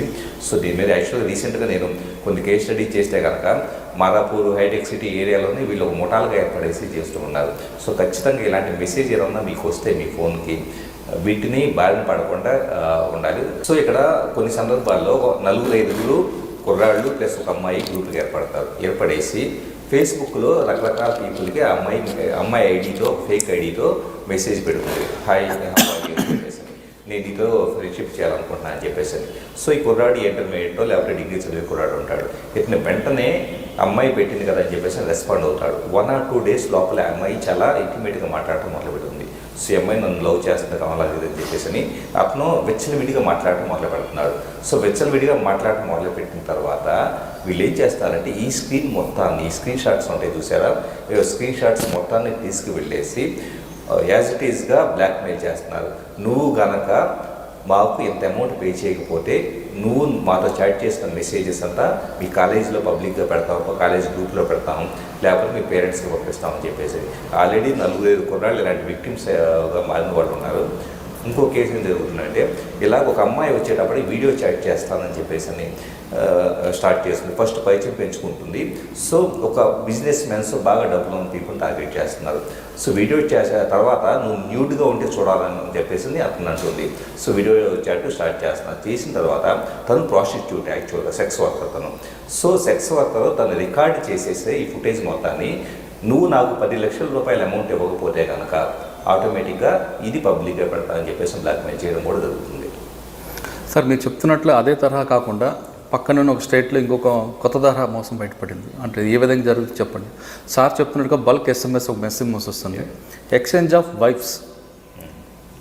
మీరు నేను గతంలో స్కూల్ ఫ్రెండ్స్, తర్వాత మన ఇద్దరు మధ్యన గ్యాప్ వచ్చింది, మీకు నాకు మధ్యన కమ్యూనికేషన్ వచ్చింది, ఇద్దరం వైఫ్ని ఎక్స్చేంజ్ చేసుకుందాం, దానికి మీరు బిల్డింగ్ అయితే ఈ నెంబర్ కాల్ చేయండి అని వస్తుంది. దాన్ని మనం ఏ విధంగా అర్థం చేసుకోవాలి? ఇది కూడా సెక్సువల్గా పీపుల్ ఉండే బలహీనతాగా చేసేసుకొని వాళ్ళని టార్గెట్ చేయడం కోసం చేస్తున్న యాక్టివిటీగా మనం చెప్పుకోవాల్సి ఉంటుంది. సో ఇలాంటివి ఏదైనా మనకి మెసేజెస్ ద్వారా, అది కూడా మీ ఒక్కళ్ళకి వస్తుంది కాదు, చాలా సందర్భాల్లో అందరికీ స్పామ్ కింద వస్తున్న మెసేజెస్ కాబట్టి ఎట్టి పరిస్థితుల్లో అలాంటి వాటిని క్లిక్ చేయకుండా, చాలా సందర్భాల్లో వాటికి క్లిక్ చేయకుండాను, క్లిక్ చేసే సందర్భంలో అసలు అంటే వీటిలో క్లిక్లో ఉండే ఎక్కువగా ఫోన్ నెంబర్స్ ఉంటుంది. సో ఫోన్ నెంబర్కి మనం కాల్ చేస్తే కనుక వాళ్ళు వెంటనే నెక్స్ట్ ఫర్దర్గా మనం ఇన్స్ట్రక్షన్స్ మాట్లాడుకున్నాం లేదా కలుద్దాం అని చెప్పేసి అంటూ ఉంటారు. సో రెస్పాండ్ అవ్వకుండా ఇగ్నోర్ చేయడం అనేది బెటర్ థింగ్. యాక్చువల్గా telecom regulator authority of India ఇలాంటి వాటికి సంబంధించేసి ఇప్పటివరకు కఠినమైన చట్టాలు లేవని చెప్పేసి అనుకోవాలి. ఎందుకంటే ఇలాంటి మెసేజ్ వస్తున్నప్పుడు షార్ట్ కోడ్స్ని బేస్ చేసుకుని సార్ ఇంతకుముందు అన్నట్లుగా స్పామ్ మెసేజ్ ఎక్కువగా వస్తున్నప్పుడు ఒక్కసారి కనుక ఒక షార్ట్ కోడ్ బేస్డ్గా ఒక 10 మంది కంప్లైంట్ చేస్తే దాన్ని పూర్తిగా బ్లాక్ చేసేలాగా. సో బ్లాక్ చేసిన తర్వాత రిపీటెడ్గా అదే వ్యక్తి ఇంకో కొత్త షార్ట్ కోడ్ ఆ ఎస్ఎంఎస్ ప్రొవైడర్ ద్వారా క్రియేట్ చేసుకున్న ట్రై చేస్తే కనుక అతనికే సర్వీస్ ఇవ్వడం విధంగా చేయగలిగితే కనుక ఇలాంటి అడ్డుకట్టబడే అవకాశం ఉంటుంది. సార్ ఇంకొక కొత్త రకం క్రైమ్ కనిపిస్తుంది. అంటే కొత్త రకం మాకు కనిపించవచ్చు, కానీ మీకు మాత్రం పాత అనొచ్చు. మెసెంజర్లో ఒక మెసేజ్తో పాటు ఒక లింక్ వస్తుంది. ఆ లింక్ ప్రెస్ చేస్తే గూగుల్ నెంబర్ అడుగుతుంది, గూగుల్ పాస్వర్డ్. దీనికి లింక్ ఏంటండి? గూగుల్ పాస్వర్డ్ కాదు, ఆ లింక్ని క్లిక్ చేస్తే మీరు నెక్స్ట్ లెవెల్కి వెళ్ళాలి అంటే మీ జీమెయిల్ ఆర్ గూగుల్ ద్వారా మీరు యాక్సెస్ చేయండి అని వస్తుంది. వచ్చినప్పుడు మన user ID, Gmail user ID, password కొడితే నెక్స్ట్ లెవెల్కి వెళ్తాం. అది జెన్యున్ కావచ్చు కాకపోవచ్చు. జెన్యున్ అవునా కాదని చూడాలంటే అక్కడ HTTPS అనే సైట్ ఉందా, HTTP సైట్ ఉందా అని చూసుకోవాలి ఒకసారి. క్లిక్ చేయకూడదు, చేసినా కూడా HTTP ఉంటే మనం యూజర్ ఐడి పాస్వర్డ్ కొట్టిన వెంటనే అది వాళ్ళకి వెళ్ళిపోతుంది. అయితే ఏ యూజర్ ఐడి పాస్వర్డ్ తోటి మనం కొట్టి క్లిక్ చేసి చూసిన తర్వాత అదే ఇన్ఫర్మేషనే, మంచి ఇన్ఫర్మేషనే ఉన్నా కూడా నెక్స్ట్ లెవెల్లో మనం చేయాల్సిన జాగ్రత్త ఏంటంటే మన పాస్వర్డ్ మార్చుకోవాలి. ఓకే. లేకపోతే ఏమైంది, ఆల్రెడీ నువ్వు HTTP అనే సైట్ చూసావు, నీ పాస్వర్డ్ టెక్స్ట్ ఫామ్లో అక్కడికి వెళ్ళిపోయింది కాబట్టి ఎప్పుడైనా అది మిస్యూజ్ అయ్యే ఛాన్సెస్ ఉంటాయి. కాబట్టి పాస్వర్డ్ రెగ్యులర్గా మార్చుకోవాలి. ఏదీ లేదు, నాకు గుర్తు లేదు, ఎన్నో లింకులు నేను క్లిక్ చేసి ఉంటాను. బెస్ట్ థింగ్ ఏంటి, వారానికో 10 రోజులకో ఒకసారి మన పాస్వర్డ్ని మార్చుకోవాలి. ఈ మధ్య ఇంకొక క్రైమ్, ఒక 5 లక్షల ఈమెయిల్ ఐడీస్ పాస్వర్డ్స్ ఒక నెట్లో పెట్టి మీరు కావాలంటే మీరు చూసుకోవచ్చు మీది లీక్ అయిందా లేదా అనేది ఒకటి పెట్టారు. దాని నుంచి ఒకడు తీసుకొని ఆ పాస్వర్డ్ ఎవరిదైతే ఉందో ఆ పాస్వర్డ్ ఉన్న మెయిల్ ఐడి వాడికి మెయిల్ పెట్టారు. ఏమని, మీరు ఈ మెయిల్ ఐడి ఈ పాస్వర్డ్ వాడి మీరు ఇంతకుముందు చేశారు, మాకు తెలుసు, మేము మిమ్మల్ని అప్పుడే హ్యాక్ చేశాం అని. ముఖ్యంగా మేల్ ఫీమేల్ ఉన్న చూసుకొని మేల్కి అయితే మేల్ అడ్రస్ చేసుకుంటూ, ఫీమేల్ అయితే ఫీమేల్కి అడ్రస్ చేసుకుంటూ మెయిల్ పంపిస్తున్నాడు. పంపించి కింద ఏం రాస్తున్నాడంటే, మేము మీది హ్యాక్ చేసినప్పుడు మీ కంప్యూటర్ను కూడా హ్యాక్ చేసినాము, అప్పుడు మేము మీ కంప్యూటర్లో ఒక వైరస్ పెట్టాము, దీని ముందర కూర్చొని మీరు ఏమేమి చేశారో అన్నీ రికార్డ్ అయినాయి. ఈ కంప్యూటర్ ముందు కూర్చొని ఏమేమి చేశారు రికార్డ్ అయ్యి, మీరు ఎన్నో పోర్నోగ్రఫిక్ ఫిల్మ్స్ చూశారు, ఎంతో సెక్షువల్ యాక్టివిటీ చేశారు, అవన్నీ మా దగ్గర ఉన్నాయి, ఇమీడియట్గా మరి డబ్బులు పంపించకపోతే ఇవన్నీ మేము పబ్లిక్ చేస్తామని అంటారు. నిజంగా చూసాడా లేదా ఒక బాల్ వేస్తాడు? ఫేక్ అని చెప్పేది అన్నారు, వాడు చూసిన పాస్వర్డ్ వేరే చోట చూశాడు, ఊరికే వేశాడు ఫేక్. కానీ చాలామందికి పోర్నోగ్రఫీ చూడడం అలవాటు ఉంటుంది కదా, వాళ్ళందరూ అరే వీడు చూసేసి ఉన్నట్టున్నాడని అసెస్మెంట్ తోటి డబ్బులు పంపిస్తున్నారు. ఇది ఒక 1 year కిందట ఒక ర్యాంపాంట్ క్యాంపెయిన్గా జరిగింది. చాలామంది దానికోసం. ఇప్పుడు పాయింట్ ఏంటంటే వాడు నాది హ్యాక్ చేశాడు, నాది చూశాడు అని భయపడి పంపించేవాడు ఇమీడియట్గా పోలీసుకి కంప్లైంట్ ఇచ్చేయడం ఒకటి, మీ పాస్వర్డ్ను ఇమీడియట్గా మార్చుకోవడం ఒకటి. పాస్వర్డ్ నీ చేతిలో ఉంది, ఎప్పుడైనా నువ్వు మార్చుకోవచ్చు.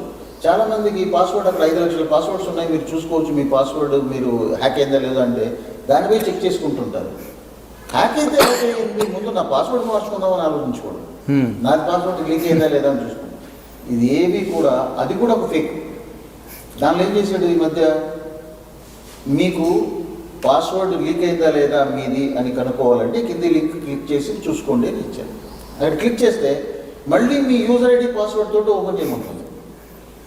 అప్పుడు పోలేదు పాస్వర్డ్, ఇప్పుడు పోతుంది. కాబట్టి ప్రతి దానికి మీరు అసెస్ చేసుకోండి ఏం చేస్తున్నాము అన్నది, తర్వాతనే మీరు ఫర్దర్ చేసుకోండి. ఇక్కడ యాక్చువల్గా ఈ మధ్యకాలంలో సెలబ్రిటీస్ని, టీవీ స్టార్స్ని టార్గెట్ చేసేసి ఒక స్కామ్ జరుగుతుంది. నాకు ఆల్మోస్ట్ నా దగ్గర ఒక 4-5 కేసులు డైరెక్ట్గా వచ్చి ఉన్నాయి. ఇక్కడ విషయం ఏంటంటే, ఇప్పుడు నాకు వచ్చిన డైరెక్ట్ విజువల్స్ నేను చూపిస్తూ ఉన్నాను. ఒక వ్యక్తి, తను టీవీ యాంకరు. సో ఇక్కడ ఏమైందంటే ఒక లింక్ వచ్చింది. లింక్ వచ్చినప్పుడు ఆ లింక్ క్లిక్ చేస్తే కనుక ఫేస్బుక్ ఫిషింగ్ పేజీ. వీళ్ళని ఏం చేస్తారు, ఈ మెసేజ్ పంపించబోయే ముందు ఆ ఫోటోలు చూసావా అని ఒక మెసేజ్ పెడతారు. ఎవరు పెడతారు, ఆ అమ్మాయి ఫ్రెండ్ లిస్ట్లో ఉన్న వ్యక్తే పెడతారు. ఫేస్బుక్ మెసెంజర్లో ఫ్రెండ్ లిస్ట్లో ఉన్న వ్యక్తి మెసేజ్ పెట్టినప్పుడు నిజమే కాబోదు అని చెప్పేసి ఏదో లింక్ పంపించారని చూస్తే కింద ఏం ఫోటోలో ఫస్ట్ భయపడతారు, ఎందుకంటే అది మార్కింగ్ చేసేమన్నా ఎక్కడన్నా పెట్టారని చెప్పేసి. సో ఇలా వచ్చిన లింక్ని క్లిక్ చేసి వీళ్ళు భయపడుతూ ఓపెన్ చేసినప్పుడు నెక్స్ట్ స్క్రీన్లో ఫేస్బుక్ యూజర్ నేమ్ పాస్వర్డ్ అనేది ఎంటర్ చేయమని వస్తుంది. వచ్చిన తర్వాత ఆ యూజర్ నేమ్ పాస్వర్డ్ ఎంటర్ చేస్తే ఆటోమేటిక్గా వీళ్ళ అకౌంట్ హ్యాకర్ కంట్రోల్లోకి వెళ్ళిపోతుంది. వెళ్ళిపోయిన తర్వాత HTTPలో ఉంది. సో వెళ్ళిపోయిన తర్వాత వాళ్ళు ఈఎంఐ అకౌంట్ని ఏం చేయరు, అట్లానే అట్టి పెట్టేసి EMI user name password use చేసుకుంటూ మిగతా ఈఎంఐ ఫ్రెండ్ లిస్ట్లో ఉన్న ఒక 5,000 మందినో లేదా ఒక 2,000 మందినో వాళ్ళు కూడా ఇలాగే ఏంటి ఆ ఫోటోలు అని చెప్పేసి మెసేజ్ పెడతారు. ఆటోమేటిక్గా వీళ్ళ ఫ్రెండ్స్ ఏమనుకుంటారు, ఏంటి ఈఎంఐ మెసేజ్ పెట్టిందంటే ఏదో సంథింగ్ నా గురించి ప్రమాదకరమైన కంటెంట్ ఉంది కావాలని చెప్పేసి వాళ్ళు కూడా క్లిక్ చేస్తారు. ఇలాగా తెలుగు ఇండస్ట్రీలో దాదాపు 1,500 అకౌంట్స్ హ్యాక్ అయింది వాళ్ళకి తెలియకుండా. అవి కేసెస్గా కూడా రాలేదు. సో ఇలాగా నా నోటీస్కి కొన్ని రావడం జరిగింది. వీటిలో మీరు దీన్ని చెప్పాలా లేదా అనేది బీట్ చేసుకోవాలంటే తెలుగు ఇండస్ట్రీ లేదండి. అదే సార్ ఇంకేమున్నాయి సార్? ఇప్పుడు యాక్చువల్గా మనం ఇంటర్నెట్ బ్యాంకింగ్ చేసేటప్పుడు ఏదో ఒక అప్లికేషన్ ఓపెన్ చేస్తాం. ఇలా ఓపెన్ చేసిన తర్వాత యూజర్ నేమ్ పాస్వర్డ్ ఎంటర్ చేస్తున్నాము, లోపలికి వెళ్ళిపోతుంది. ఇక్కడ మనం ఎంటర్ చేస్తున్నంతా అప్లికేషన్కి వెళ్తుంది, సర్వర్కి వెళ్తుంది అనుకుంటున్నాం. ఇక్కడ ఆల్వేస్ ఆన్ టాప్ అని చెప్పేసి ఆండ్రాయిడ్ ఆపరేటింగ్ సిస్టంలో ఒక ఫీచర్ ఉంది. నేను ఒక స్పైవేర్ ప్రోగ్రామ్ తయారు చేసేసి మీ కళ్ళకు కనపడకుండా దీని మీద స్క్రీన్ మీద ఓవర్లే ఉంటుంది. అంటే దీని మీద ఎలాంటి స్క్రీన్ కనపడదో కానీ ట్రాన్స్పరెంట్గా వచ్చేటప్పటికి ఒక స్క్రీన్ ఉంటుంది. అది ఇక్కడ మీరు ఇన్పుట్ చేయాలనుకున్న డేటా మొత్తాన్ని క్యాప్చర్ చేసేసి నాకు పంపిస్తుంది. కనీసం ఒక యాప్ పైన రన్ అవుతుందన్న విషయం కూడా మీకు అనుమానం రాదు. సో ఆ విధంగా బ్యాంకింగ్ ఫ్రాడ్స్ చేసే అవకాశం కూడా ఎక్కువ. అది మనం గుర్తించాలంటే గుర్తించడానికి ఏమాత్రం పాసిబుల్ కాదు. ఇప్పుడు ఇలాగ మనం ముందు చెప్పుకున్నట్టు ఏదో లింక్ రూపంలో ఇవి వస్తాయి. లింక్ వచ్చిన తర్వాత ఇన్స్టాల్ చేసిన తర్వాత అది మన కళ్ళ కూడా కనపడదో ఇలా ట్రాన్స్పరెంట్గా ఉంటుంది. సో అందుకని ప్రమాదకరమైన లింకులు క్లిక్ చేస్తే వచ్చే ఎన్నో రకాల రిస్కుల్లో ఇది కూడా ఒక రిస్క్. సార్ కొన్ని పాస్వర్డ్ మార్చుకోవాలి, మల్టిపుల్ టైమ్స్ చేసిన తర్వాత పాస్వర్డ్ మార్చుకోవాలి. సార్ కొన్ని ఫోన్లో మన ఫింగర్ ప్రింట్ పెడితేనే ఓపెన్ అవుతాయి, కొన్ని ఫేస్ చూపిస్తే ఓపెన్ అవుతాయి. అటువంటి ఫోన్లు కూడా స్కామ్లోని అటువంటి ఫోన్లు కూడా వైరస్ వస్తున్నాయి. దానికి సంబంధం లేదు. దానికి కూడా యాక్చువల్ మీ ఫింగర్ ప్రింట్ మనమే ఓపెన్ చేసుకుని మనమే ఒక అప్లికేషన్ ఓపెన్ చేసి మనమే టైప్ చేస్తున్నాం. ఈ పర్టికులర్ ఈ కేసు గురించి కాదు, కొన్ని ఫోన్లకి మన ఫింగర్ ప్రింట్ పెడితేనే ఓపెన్ అవుతున్నాయి. మీరు ఫోన్ అనేది మీకు అన్లాక్ చేయడానికి సంబంధించేసి మాత్రమే. ఇప్పుడు నేను ఫోన్ ఇక్కడ పెట్టేసి వెళ్తే మీరు ఓపెన్ చేయకుండా ఉండటానికి మాత్రమే మీరు ఆ సెక్యూరిటీస్. నేను రిమోట్గా వచ్చేసి వేరే పద్ధతిలో ఒక వెబ్సైట్ లింక్ పంపిస్తాను, వేరే లింక్ పంపిస్తాను, ఆటోమేటిక్గా మీరు అది ఓపెన్ చేస్తారు, ఆ యూజర్ నేమ్ పాస్వర్డ్ ఎంటర్ చేస్తారు. చేసినప్పుడు ఆటోమేటిక్గా ఖచ్చితంగా మీరు నాకు విక్టిమ్ అయిపోతారు. సో ఇప్పుడు మీరు చెప్తున్నట్లుగా ఫోన్లు అన్లాక్ చేయడానికి నేను సిస్టమ్ పెట్టుకుంటా, నెంబర్ పెట్టుకుంటా, లేదని ఫింగర్ ప్రింట్ పెట్టుకుంటా. ఫింగర్ ప్రింట్ పెట్టుకున్న ఫోన్ కూడా ఓపెన్ చేయొచ్చా? బ్రహ్మాండంగా చేయొచ్చు. అదే. ఫింగర్ ప్రింట్ పెట్టుకోండి. ఫోన్కు ఫస్ట్ ప్యాటర్న్ లాక్ కానీ పాస్ పిన్ నెంబర్ కానీ ఎంటర్ చేస్తాం. దాని తర్వాత మన బయోమెట్రిక్ని రిజిస్టర్ చేస్తాం, ఫేస్ను రిజిస్టర్ చేస్తాం. మామూలుగా అయితే ఫేస్ కానీ బయోమెట్రిక్ తోటి ఓపెన్ అవుతూ ఉంటుంది. కానీ ఫోన్ స్విచ్ ఆఫ్ చేసి ఆన్ చేస్తే బయోమెట్రిక్ కానీ నీ ఫేషియల్ రికగ్నిషన్ కానీ పనిచేయదు. మళ్ళీ ఫస్ట్ టైం మాత్రం నీ పిన్ నెంబర్ కొట్టాలి లేదా ప్యాటర్న్ లాక్ కొట్టాలి. సో ఆ పార్ట్ దగ్గర అది ఉంటే మిగిలిన రెండు అవసరం లేదు.